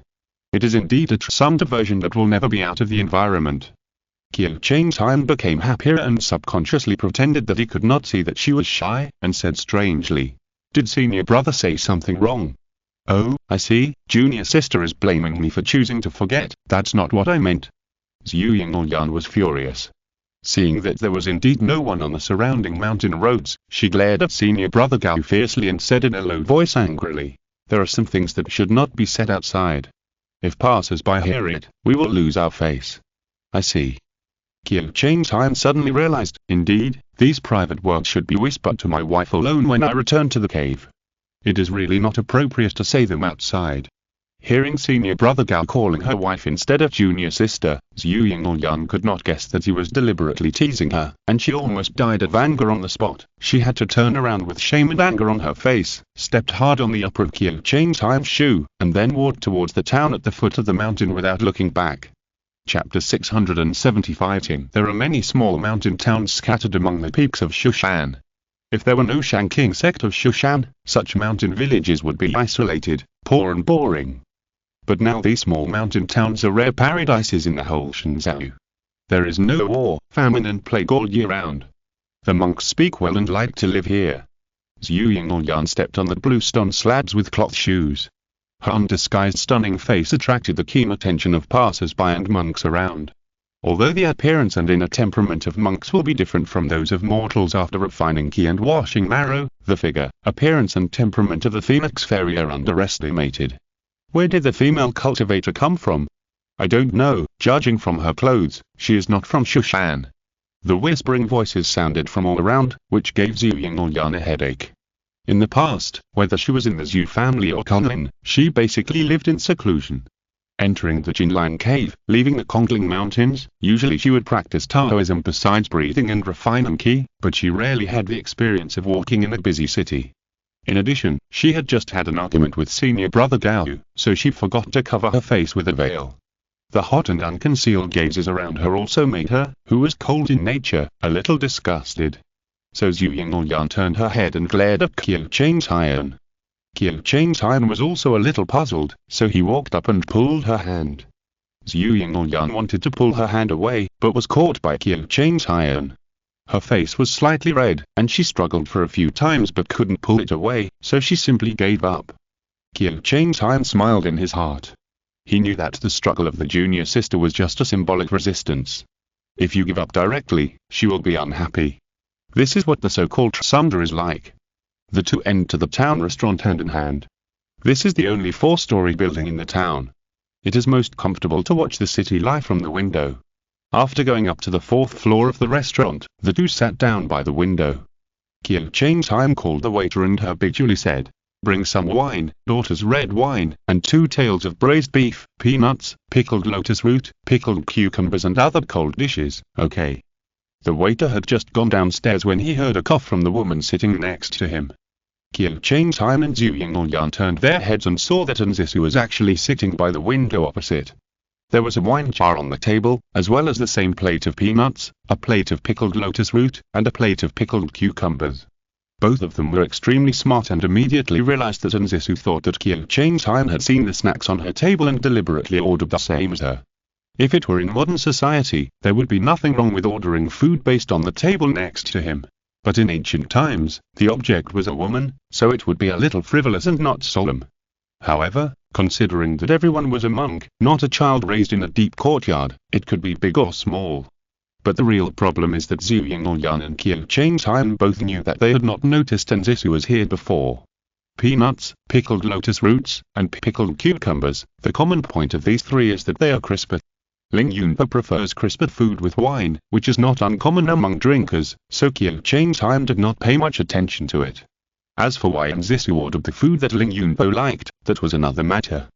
Qiu Changtian sighed, and remembered that when he was Ling Yunpo guarding the demon-locking tower, senior sister was bored and went out for a while. I think she was secretly hiding in this restaurant to drink. Now it is so embarrassing, it is not easy to expose it as if nothing happened, otherwise it will be even more difficult to explain. Thinking of this, he bowed and said from a distance, "Master Jing Shao." Anzisu was a little surprised to see him greet her, but more of her didn't want to pay attention. After all, she has a very clear character of love and hate. She likes people she likes no matter how she looks at them, and she will not change her opinion of people she hates no matter how much she says. Or to put it more clearly, her emotional intelligence is a little insufficient, and she is too direct in expressing her joy, anger, sorrow and happiness. Fortunately, after so many years of Ling Yunpo's earnest teachings, she knows that she must not show her displeasure at such times, so she bowed awkwardly and said, "Changzhen, Qingyan, long time no see." The reluctant look on her face was so obvious that Zhu Yinglyan immediately lost her favor for her. After all, Zhu Yinglyan didn't know that Anzisu was like this by nature, and she had this attitude towards everyone. She turned her head and said to Qiu Changtian, "Brother, this place is too noisy, why don't you find a quiet place somewhere else?" As soon as she sat down, she complained about this place is noisy, and it was obvious who she complained about. Anzisu immediately became angry. She had been in a bad mood recently. First, it was too boring to guard the demon-locking tower. Every day she just flew around the tower, which was extremely boring.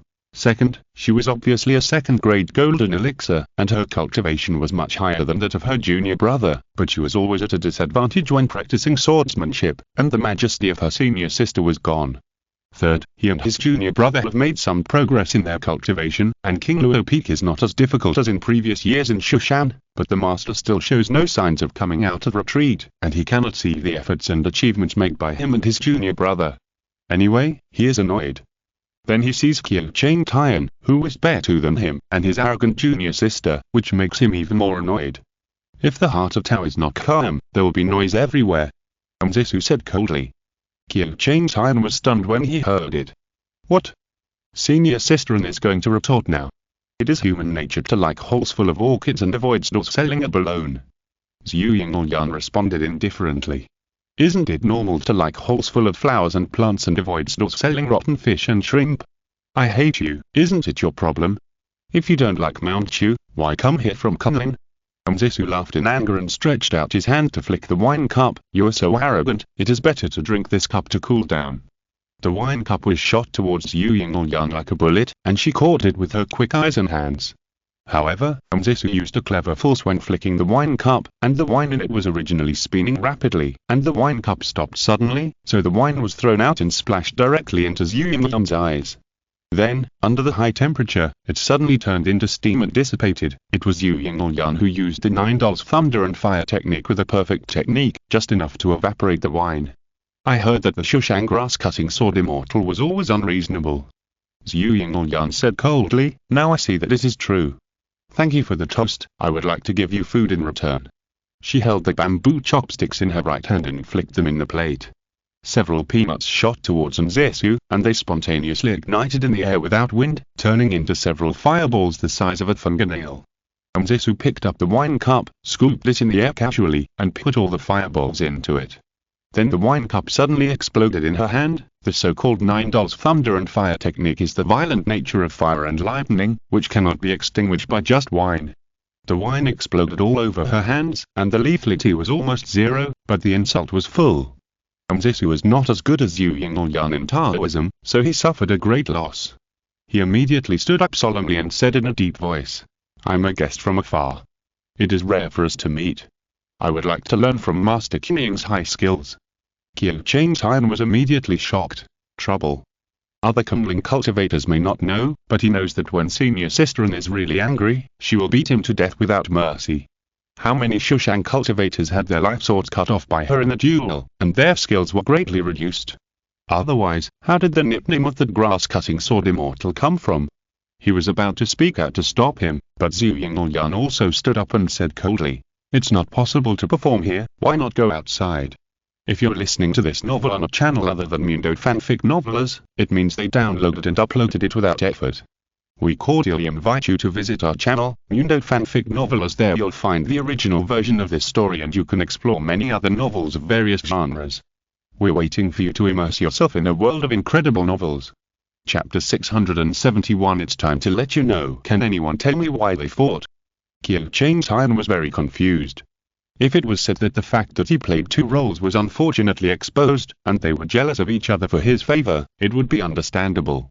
But senior sister An obviously hated me, Qiu Changtian, and junior sisters you stood up to protect her husband, so how could there be a conflict? Think about it carefully, not only with Zhu Yingyan, but also Anzisu and Shilali's relationship is not very good. They met once during the Biujing competition, and it can be said that they were disgusted with each other. The relationship between Zhu Yingyan and Shilali is okay, but it was not very good at first, but later Shilali evolved to the second form, which made junior sisters Yu change her mind about her. Thinking about it this way, in fact, the disharmony between them is clearly their own problem. Junior sister's Yu has a cold and arrogant personality, and senior sister An is paranoid and stubborn. It is normal for the two to dislike each other, but it is not caused by me. Thinking of this, Qiu Changtian immediately understood, and the guilt disappeared, and he was not worried that they would really fight. After all, this is the territory of Shushan. Junior sister will be more restrained no matter what, and senior sister An will not really use heavy hands on the guests from Kunlin. After all, the position and situation of King Luo Peak in Shushan is still a bit awkward, damn it. Zhu Yingyan used the red feather 9 phoenix fire, and the golden thread cut towards Anzisu like a giant sword. Qiu Changtian knew the power of the red feather 9 phoenix fire very well. The 9 layers of true essence were compressed, and it seemed small, but in fact the power was extremely condensed. If senior sister An was too confident to use the flying sword to block it, both the man and the sword would definitely be cut in half. There was no other possibility. Fortunately, Anzisu was born with a sword heart, and immediately saw the huge danger hidden in it. He simply merged with the sword and dodged the golden thread at the critical moment. Then he urged the two swords to cut quickly, one red and one white, and the sword light intertwined like a silk thread, with extremely fierce killing intent. Zhu Yingyan's figure was pierced by the two swords, and then turned into flames and collapsed. The next second, she flashed behind Anzisu, but it was the Phoenix secret technique's fire escape 9 numbers. She put her hands on Anzisu's shoulders, and golden flames came out of her eyes, mouth, and nose.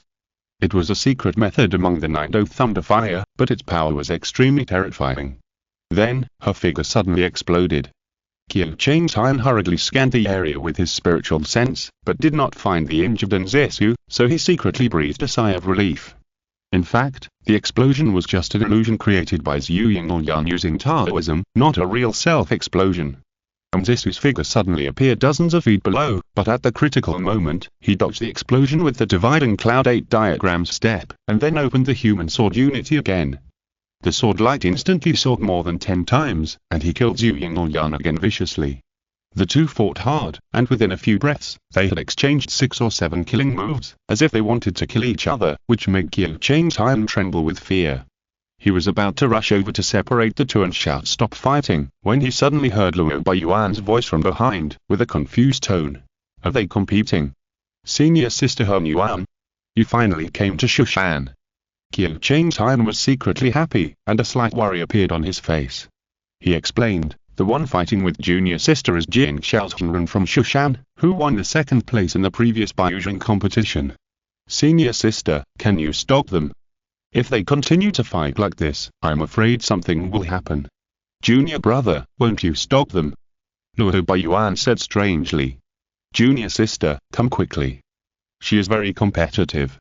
Qiu Changtian said with a wry smile, "If she has the upper hand and is eager to win, I will definitely blame her if I stop her. If she loses, I will embarrass her if I go to save her." "I see."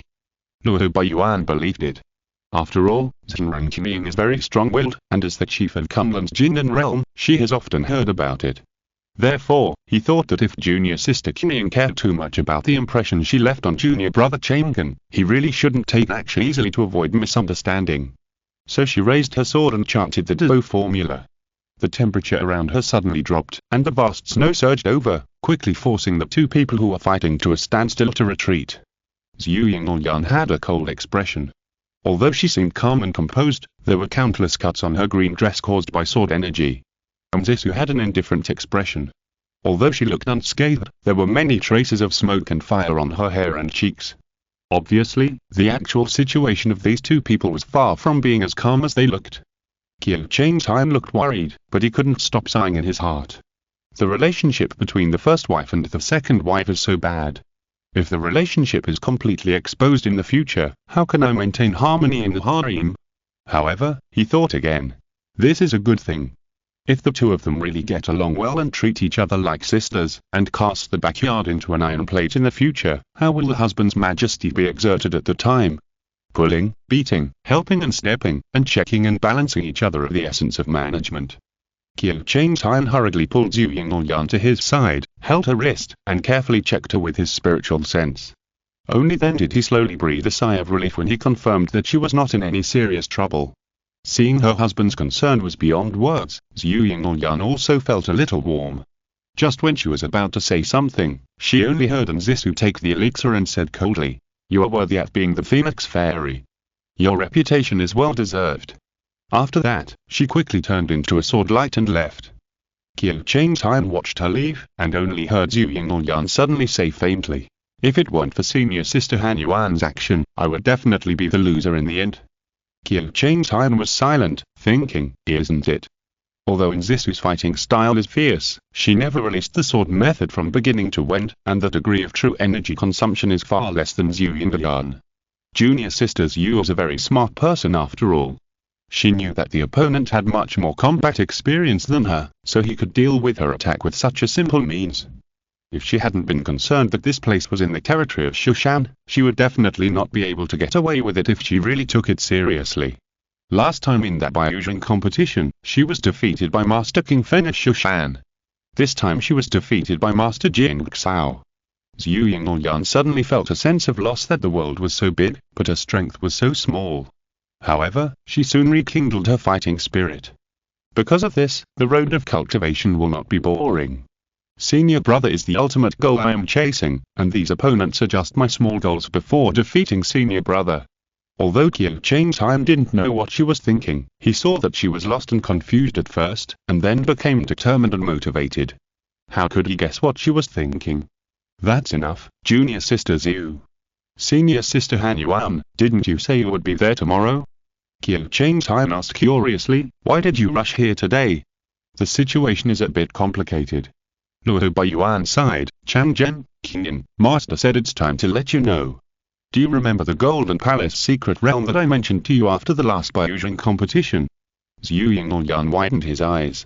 Could it be that? Qiu Changtai also cooperated by showing a surprised expression. Chapter 672. The Immortal Ceremony, the Breath of Tao. The Golden Palace secret realm is of the same lineage as the White Jade Capital secret realm. Luo Baiyuan continued, it is said that in ancient times, it was designed to allow immortals to ascend to heaven. Immortals ascend to heaven? Zhu Yingyan frowned and asked, hasn't the immortal already ascended to heaven? Emergence and ascension to heaven, how can it ascend to heaven again? Qiu Changtai did not follow up with the question, but looked thoughtful. Qingyan, the previous ascension to heaven is not the same as the current ascension to heaven. Luo Baiyuan sighed and said, emergence means ascending to the immortal world. Immortal world. Qiu Changtai and Zhu Yingyan were both confused. In the sect, there is often a saying of human world and cultivation world. It refers to the world where the human race lives today, which is independent of the Eastern Empire realm, the Nine Netherworld, the Outer World, etc. and is not connected in space. Special methods are required to travel between them. But the immortal world that Luo Baiyuan mentioned at this time only existed in the records in the classics, and there was no further description. No one had ever returned from the immortal world and then wrote a travelogue describing what the immortal world was like, so many cultivators believed that the immortal world was just a fictitious ideal world. But according to what Luo Baiyuan said, this immortal world seemed to really exist. I was going to tell you these things when you were about to form a nascent soul.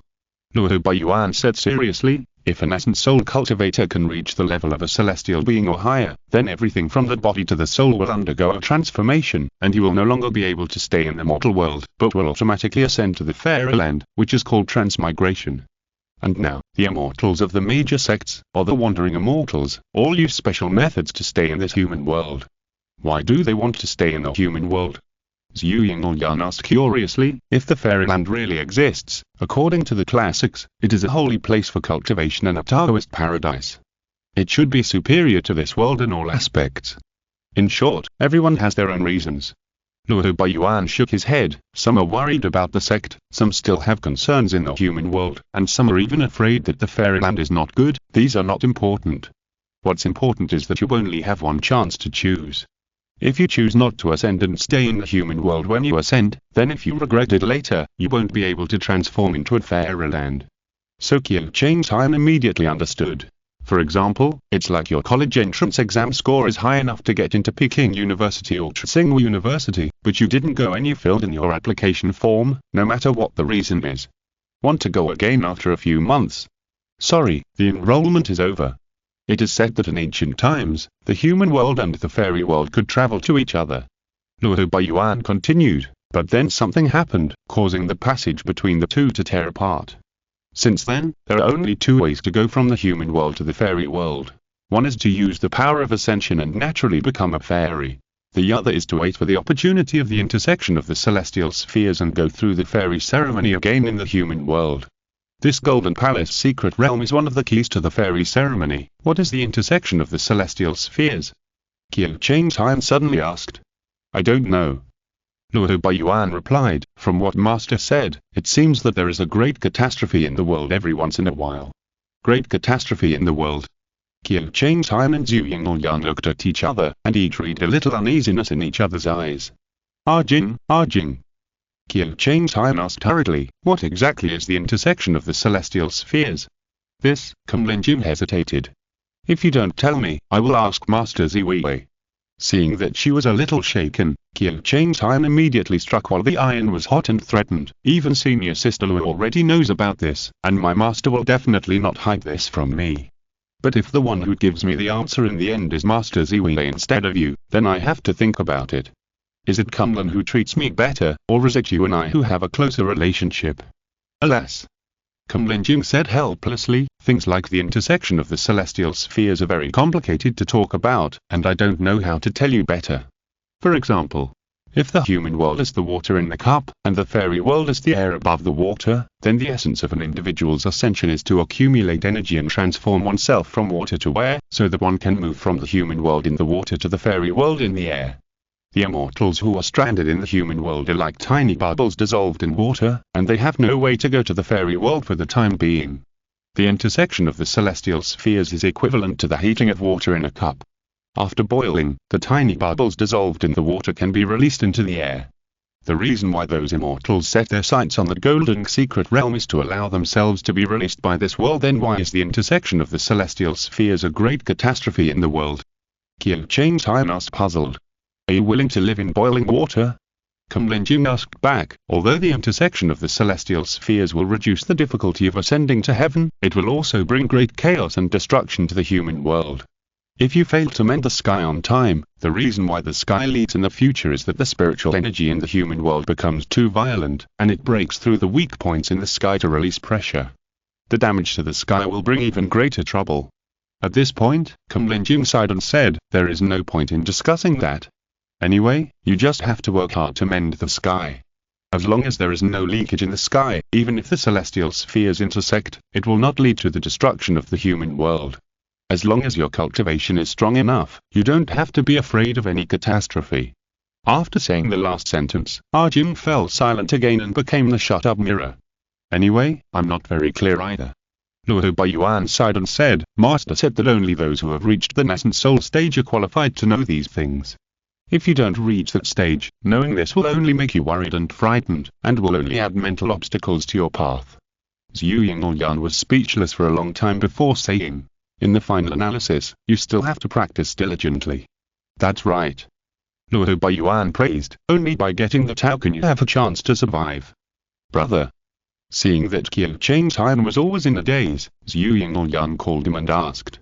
That makes sense. Qiu Changtian recovered and agreed, the catastrophe is too far away, I only focus on the present. Since the sect has decided to take over the Golden Palace secret realm, we, as Kunlun immortals, should go all out. Of course. Luo Baiyuan continued, in addition, according to Master, the opening of this ascension ceremony will not only allow the immortals stranded in the human world to ascension again, but the immortal spirit leaked out of it will also bring us supreme benefits. Supreme benefits? Qiu Changtian was surprised. This was a bit exaggerated. There is a breath of Tao in it. Luo Baiyuan added. Now both of them couldn't hold back their expressions. What is Tao? Tao is the truth itself. For example, if Luo Yan mastered the Tao of formations, then in theory he had mastered all the formations in the world, and had reached the supreme realm of omniscience and omnipotence in formations. Even if there was only a trace of the breath of Tao, it was enough to attract countless Yuning elders to fight for it. No wonder both the orthodox and the demonic sects were eyeing the Golden Palace secret realm. Chapter 673 Meeting with the Master, leading the Yuans and back. The next day, the three of them went to visit the headmaster of Yujing. The main peak of Kunlun Mountain is Taimanzu, and the main peak of Shushan Mountain is Imei. The top of Imei is called Golden Summit. Since the three of them came out early with Sima Chang'an, they just saw the sunrise above the sea of clouds, and the golden light fell on the top of Imei, as if the top of the entire mountain was full of golden light. In the center of the top of Imei is the Shushan Patriarch Hall, and the first hall is the Sword Monument Pavilion, which enshrines the tablets of the great swordsmen of Shushan in the past dynasties. Although countless Shushan swordsmen are proud that their tablets can enter the Patriarch Hall, Ling Yunpo inexplicably feels that it looks a bit like a tombstone, which feels too unlucky. Of course, he is now Qiu Changtian, so he behaves very calmly and listens to Sima Changyan's introduction to them. After all, this is not his first time here. The last time he was in charge of reception was still Bishan. Passing through the Sword Monument Pavilion is the Incense Hall. Not long after, the headmaster of Yujing came out from the back hall. The reason why he didn't come to greet him in person was to show off and avoid giving people the impression that the Shushan sect master is waiting for Kunlun Xinren here. To put it bluntly, this was a formal visit. Because it was a formal visit, Qiu Changtian, who had already had the experience once, already knew what the next steps were. Sure enough, the Yujing sect master began to speak long and complicated polite words according to the ancient etiquette. When Qiu Changtian was still at the marrow cleansing stage, in order to borrow the Blood Sea secret realm of the Demon Locking Tower, he once came to Shushan with the help of the Ziwei sect master. At the time, the conversation with the Yujing sect master was so long and boring that he didn't even want to recall it. Unfortunately, as an invincible character, Qiu Changtian had to do everything perfectly and there couldn't be any place that might be looked down upon. As for the other two, Luo Baiyuan was not the type who was good at dancing with long sleeves, so he could only politely agree with indeed and indeed. Zhu Yingyuan had received family education and was very familiar with classical etiquette. However, she was naturally aloof and not sociable, so she just stood quietly by the side, listening to Qiu Changtian and the headmaster of Yujing talking to each other. After another round of etiquette nonsense, the headmaster of Yujing finally got to the point. The day after tomorrow at noon, Tianji Square. After saying that, he motioned Sima Changyan to serve tea. Serving tea to see off guests essentially means I have said so much, please have some tea. Qiu Changtian immediately understood, took the teacup and left. As soon as he left the Patriarch's hall, he heard Luo Baiyuan say in confusion, "Is that all? Why didn't you tell us about the secret realm? Is it already set?" Zhu Yingyuan replied, "The day after tomorrow at noon, Tianji Square on the golden summit of Imei Mountain. I guess someone will come to lead the way when we get there." "I see." Luo Baiyuan immediately understood, "But why are you beating around the bush? Can't you just say it directly?" Qiu Changtian glanced at this senior sister in the Golden Core Realm speechlessly, thinking that this person is really ignorant of the world. However, only Kunlun Tai King sect can cultivate such a cultivator. After all, as long as one has a firm will and a firm heart, even if one has no social experience, he can be favored by Kunlun and trained. In the words of the Blood Sea Patriarch, even if one is a pig or a dog, as long as one has a clear heart, he will be accepted by Kunlun. On the contrary, cultivators like Sima Changyan, who like socializing and dancing, are the outliers in the sect and are suspected of not doing their job properly. Because they are worried about the leakage of secrets. Zhu Yingyuan was helpless and could only speak more thoroughly. The interior of Shushan may not be a solid block. Who knows if there are any hidden agents buried by the demon sect? It's not whether there are any, but there must be, Qiu Changtian thought to himself. Although most of the disciples are different, as long as they have really entered the sect's management, they know that with the current sect's anti-espionage technology in the cultivation world, basically none, it is impossible to prevent the infiltration of internal spies. In a world without even an ID card system, what else can we expect? The result is that each sect must have hidden people from other sects. It's just a matter of numbers.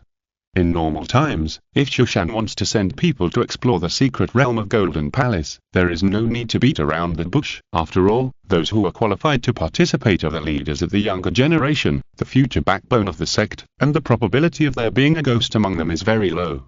But this time, there are external disciples participating, and the head of Yuzheng certainly cannot give unreserved trust. Alas, even if they're so careful, the Ingadeo still got the news. It is impossible to prevent spies, and the larger the organization, the easier it is to be infiltrated. Only stronger spies can really defeat spies. After leaving the Golden Summit of Imei, Qiu Changtian went to Qizu Peak to find Guanzhen. According to the implicit hint of the head of Yuzheng, Shushan no longer intends to pursue the matter of Guanzhen's assassination of the elder. The reason is simple. The Longsiguan family has already taken action and tried to eliminate the negative impact of this incident. In the case where both the murderer and the victim are members of the Guan family, the opinions of the Guan family themselves have a pivotal position. If the matter had become a big deal, Shushan could still intervene forcefully on the grounds of affecting the reputation of the sect, but now it has not become a big deal. If the Guan family intends to smooth things over, the Shushan high-level officials do not have enough motivation to interfere with the outcome. As for why the Guan family intends to make a big deal out of a small matter, according to the attitude of the Qizu Peak master that Ling Yunpo observed last time, it is obvious that a large number of people in the Guan family think that Elder Ling Quan killed the whole family and there is something wrong with his brain. As an orphan, Guanzhen's revenge is really impeccable. If the matter becomes a big deal and spreads throughout Shushan, it will definitely be the Longsiguan family that will be embarrassed, so they must keep things quiet. At Qizu Peak, after visiting Elder Bayun, Qiu Changtian finally met Guanzhen.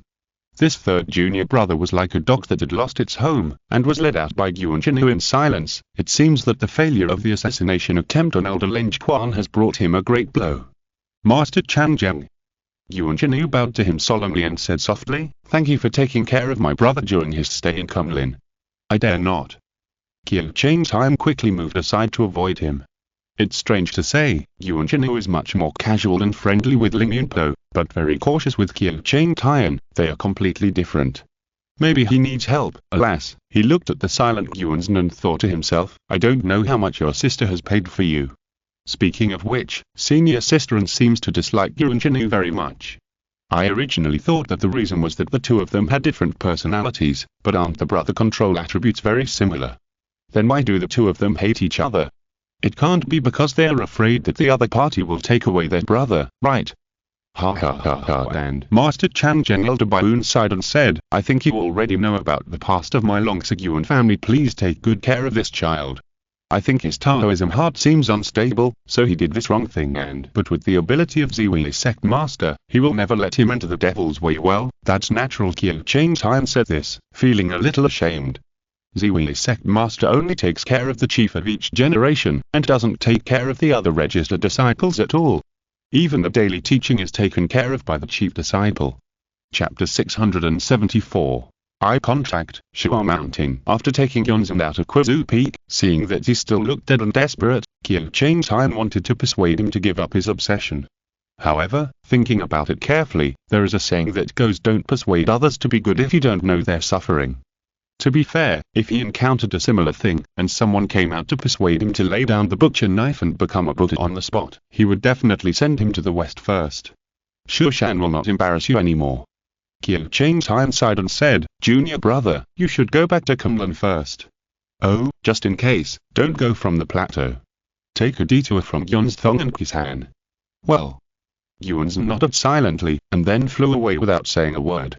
Qiu Changtian returned to his residence in Shushan and told Zhu Yingyuan about the matter. Zhu Yingyuan was shocked to hear this, and then he sighed. "I never thought that such a thing would happen, but in this way, our Tianan's Zhu family also has a lot of secrets." I think most of the aristocratic families are bound to have a few morally corrupt scum. Hearing Zhu Yingyuan call Elder Lin Quan a scum, Qiu Changtai also agreed casually.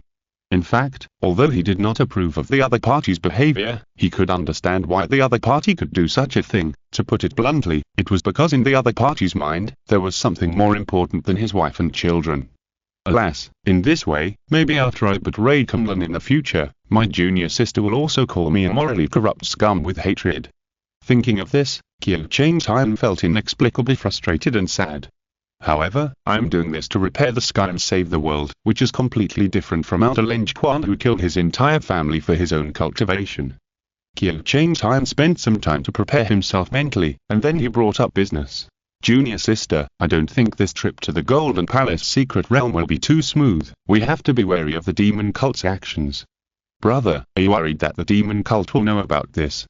Zhu Yingyuan frowned and asked, looking at the Shushan operation this time, it is obvious that they are extremely cautious in keeping secrets. Even you and I, as representatives of Kunlun's allies, don't know the whereabouts of the Golden Palace secret realm. How can the demon cult know? Who knows where the Ingidio got the information from? Qiu Changtai couldn't explain it either, so he just shook his head and said, in any case, it's better to be careful. Although Zhu Yingyuan didn't understand why, since her husband said so, she took it as there's nothing wrong with being careful and secretly became alert. On the day designated by the head of Yuzhing, Qiu Changtai, Zhu Yingyuan, and Luo Baiyuan arrived at the Tianqi Square on the golden summit of Imade Mountain. Turning his head, he saw that besides several Shushan elders who led the team, there were about 10 other people standing here, all of whom were the most promising Jin and Zenren from the 3 pure ones of the Orthodox sect. Ling Yunpo and Zisu from Shushan, Luo Yan and Shilili from Penglai were all there, which made Qiu Changtai sigh with emotion. The 3 pure ones of the Orthodox sect selected the top Zenren of the Jindan generation. My wife and I together accounted for half of the number. It was really outrageous. When everyone was almost gathered, the head of Yuzhing took out a treasure ship, threw it into the air, and it immediately became 100 feet long, and asked all the Jin and Zenren of the Orthodox sect to get on board. Qiu Changtai took a closer look and found that it was actually a magic weapon produced by Tiangong Fang. Many of the crafting places had this style of elder shading, which was really impressive. As the treasure ship was moving, he quietly counted the number of people again. There were 12 Jin and Zenren, including 3 from Kunlun, 6 from Shushan, and 3 from Penglai. On Kunlun's side, there were senior sister Luo, myself, and junior sister Zhu. On Penglai's side, in addition to Luo Yan and Shiluli, there was also a Jinlan Zenren, who was at the Jindan realm of the subtle level, and whose main cultivation was the way of talismans. Although Luo Yan was not familiar with her, he also recognized that she was at the level of cultivation that was about to form an infant. Among the 6 people from Shushan, in addition to Ling Yunpo and Zesu, there were 4 Jindan Zenren, Jinwu, Miodan, Showan, and Tianqi. Among them, Zenren Jinwu had the highest cultivation level, who was also at the Jindan realm of the subtle level, and had dealt with him before.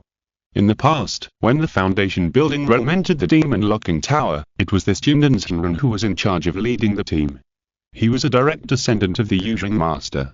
From this point of view, the principle of the team's composition is quite clear. Whether it is Kunlun, Shushan, or Penglai, they all sent a Jindan realm's strongest subtle level cultivator to lead the team. In other words, the Golden Secret Realm probably does not allow cultivators other than the Jindan realm to enter, so there is such a team configuration. Qiu Changtai was thinking secretly, and saw that the 3 sects of monks were gathered together, and there was no intention to communicate with each other. This was a bit strange, because it was rare for the 3 sects of monks to gather openly. It was normal for them to get close to each other in such occasions. Why did everyone put on such a vigilant posture? Could it be that the 3 sects were competing with each other in the Golden Palace secret realm? Well, this possibility could not be ruled out. Due to the fear of the existence of the demon sect's hidden agents, the monks of the 3 sects were strictly ordered by their superiors not to exchange information with each other, so this clear-cut phenomenon occurred, that Luo Baiyuan came to his side and asked in a low voice, "Junior brother Chang'an, don't you go and stop them?" Ah?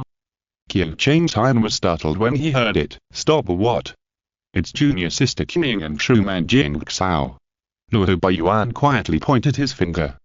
Qiu Changtai looked carefully and saw Zhu Yingyuan standing behind him, but his eyes didn't even look at him, but just stared at Nzisu opposite. His eyes were cold and sharp.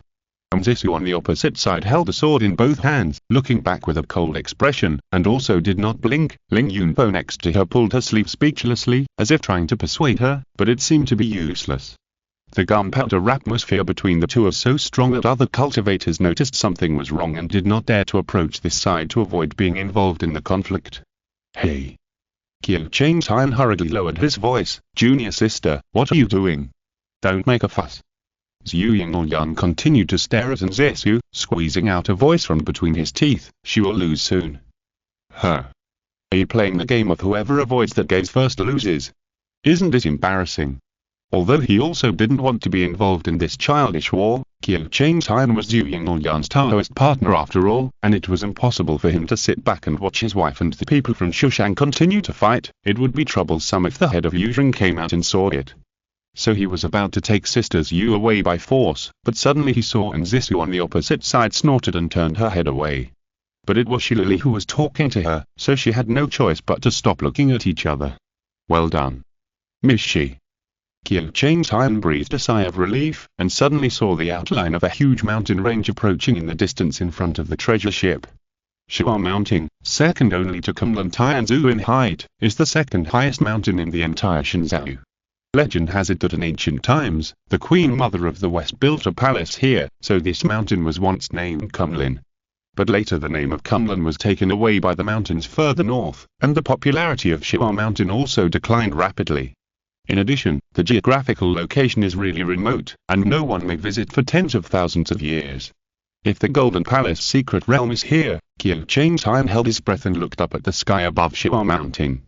However, apart from the clear blue sky, there was no shadow of any solid outline. Chapter 675. Miss Shi, slightly famous. Qiu Changtai felt refreshed when he got off the treasure ship. It was strange that the spiritual energy at Shua Mountain was so abundant. It should be noted that the dragon veins of the entire Shenzhou basically originated from the Kunlun Mountains from west to east. Whether it was the Shushan Mountain and Penglai of the Orthodox sect, or the Tichen Mountain, Beimen Mountain, Yulong Mountain, Watai Mountain, etc. Of the demon sect, all the sacred mountains were actually distributed on the dragon veins throughout Shenzhou. Therefore, there was an endless supply of spiritual energy, which became the blessed land of the cave heaven mentioned by Taoists. On the contrary, the spiritual energy of all the mountains in Shenzhou that were not on the dragon veins was thin and barren, so there would be no sects of cultivation settled there, resulting in obscurity in the end. However, this Shua Mountain was obviously far away from the dragon veins of Shenzhou, so how could the spiritual energy be so abundant? Moreover, these spiritual energies seem to be quite similar to the spiritual energies in Kunlun. Did Master Changzhen notice it? Shili came over and smiled. The source of the spiritual energy here is not the dragon vein, but somewhere else. What did Master Dongyu say? Qiu Changtai immediately guessed something, but pretended to be puzzled. I think it should be related to the Golden Palace secret realm. Shili said leisurely. In addition, I just cast a divination. What is the result of the divination? Zhu Yingyan asked beside him. Unlucky. Shili shook his head. Unlucky. Qiu Changtai and Zhu Yingyan were both puzzled. Although they did not understand the art of divination, they also knew that there were roughly 6 results for fuzzy divination, namely, good luck, great luck, medium luck, good luck, bad luck, small luck, great misfortune, medium misfortune, misfortune, and small misfortune. What does this unlucky mean? So it is a kind of misfortune, but it can't tell us whether it is a great misfortune or a small misfortune. However, Shili did not answer, but said goodbye and left, because Master Jinlan of Penglai was calling her over. Mystifying. Zhu Yingyan frowned and said. She was a little unhappy about Shilili's half-sentenced behavior, but Qiu Changtai was a little uneasy because he knew how powerful Shilili's magic was. Although Sister Zhu had seen her calculate the ruins of Donghua sect last time, she didn't have the deep impression that Luoyang had formed over the years. What exactly could this unlucky thing mean? The top of Shua Mountain was covered with snow, and there was nothing but ice everywhere, with nowhere to stand. There was also flying snow all over the sky, cold and sharp, and it felt like a knife cutting on the face. However, all the people present were senior cultivators, and they were not afraid of the power of heaven and earth. Shili was called by Jinlan Senran to the side of the Shushan Yuzheng sect master. There was another person next to the sect master, but it was Jian Bian from the King Zhou Jian family. Last time, when he helped the Yuan family ancestor calculate the whereabouts of the Qin's human sword, he also came to Shushan. It is estimated that he was invited again this time. Young friend Donyu's arithmetic skills are really superb. Jian Bian praised, with your copper coin divine calculation, I think this trip will be much smoother. I'm a junior student with little skills, and I don't deserve the praise from the senior. Shilui said calmly. Although she acted very modestly, the praise from the head of the Jian family in King Zhao still made the surrounding cultivators look at her a few more times in surprise. Jian Bian began to pinch his fingers, and Shilui threw up the copper coin, and the two began to perform arithmetic. The other cultivators stood in their respective places, silent in the wind and snow, and watched them tell fortunes quietly. Qiu Changtai looked up at the sky, thinking that in this snowy sky, where is the shadow of the Golden Palace secret realm? However, if it was easy to be discovered, it would not have been unknown for so many years. It is like the Baiyusheng secret realm, hidden under a rock somewhere in Tianmu Mountain. If it were not for the bombardment of thunder, it would be almost the same as an ordinary environment. He was thinking silently, and suddenly heard Jian Bian said with a smile, "It should be in the southwest." Shilui nodded and said, 6 or 7 feet, did the ground. Jian Bian was slightly startled, and immediately praised, "I didn't calculate it so detailed, as expected. There are people who are worse than you in the art of calculation, and Jian is ashamed of himself." As he said that, he bowed to Shilui with a serious face. Shilui hurriedly avoided and dared not accept the gift. She saw that the surrounding cultivators looked at her with strange eyes. You know, the Jian family of King Zhao, a family of calculation, is well known throughout the Shanzhou. Jian Bian, as the head of the Jian family, actually admitted that he was not as good as a junior. If we exclude the deliberate hype, then this person's art of calculation is indeed unique, which can make Jian Bian amazed. Therefore, even the noble head of Yuzheng couldn't help but secretly remember the name of Master Dongyu, thinking that this name is not bad. Everyone walked towards the southwest, about 6 or 7 feet away from where Shilui originally stood, and each of them used their Taoist magic to quickly dig 3 feet into the ground. Not long after, they dug out a grey object. What is this? Everyone came forward to take a look. A porcelain doll? No, it's made of jade. Zhu Yingyan said coldly, you can tell by the echo when you knock it. Jin Wutenram of Shushan took the doll and simply washed off the dust and ice on it with water magic, then knocked it gently a few times. It is indeed a jade doll. He showed it to everyone. The doll had long eyebrows and thin eyes, a small nose and no mouth. It looked peaceful, as if it was sleeping with its eyes closed. The head of Yuzheng used his spiritual sense to scan it carefully for a moment, then turned to ask Jian Bian and Shilui, what is the secret here? I can only calculate that the variables are here. Jian Bian smiled, how did you calculate it, little friend Dongyu? Same as the senior. Shilui replied, this object must be related to the Golden Palace secret realm, but I don't know how it is related. Hearing this, the monks each looked at the jade doll statue and discussed it. What do you think, junior sister? Qiu Changtai asked Zhu Yingyan. If the jade doll is the key. Zhu Yingyan said thoughtfully, then the premise of using the key to open the door is to insert it into the lock. But where is this lock? Well. Qiu Changtai thought to himself, you ask me, how do I know? However, the invincible Templar cannot say no, so he can only think about it. Junior sister, why do you think this jade doll was buried underground? It can't be considered underground. Zhu Yingyan thought for a while, and slowly analyzed, senior brother, like this kind of mounting, although the top of the peak is covered with snow all year round, the thickness will also change with the seasons. If an object falls on the ground, in summer, the ice melts, and the object will sink further. And in winter, layer after layer of ice and snow covers it, the object will naturally be buried by the ice and snow, but strictly speaking, it is actually in the ice layer and has never entered the soil. I see. The head of Yuzheng, who was not far away, heard what she said and immediately had an idea, since this object fell in the ice layer, how do we know if there will be more clues under our feet? Let's dig up all these ice layers and explore. End of this chapter. Thank you very much for reaching the end. Don't forget to like. Looking for more exclusive content and immediate access? Subscribe to our Patreon. Remember, every like, subscription, or donation encourages us to continue. Thanks to everyone, see you in the next video.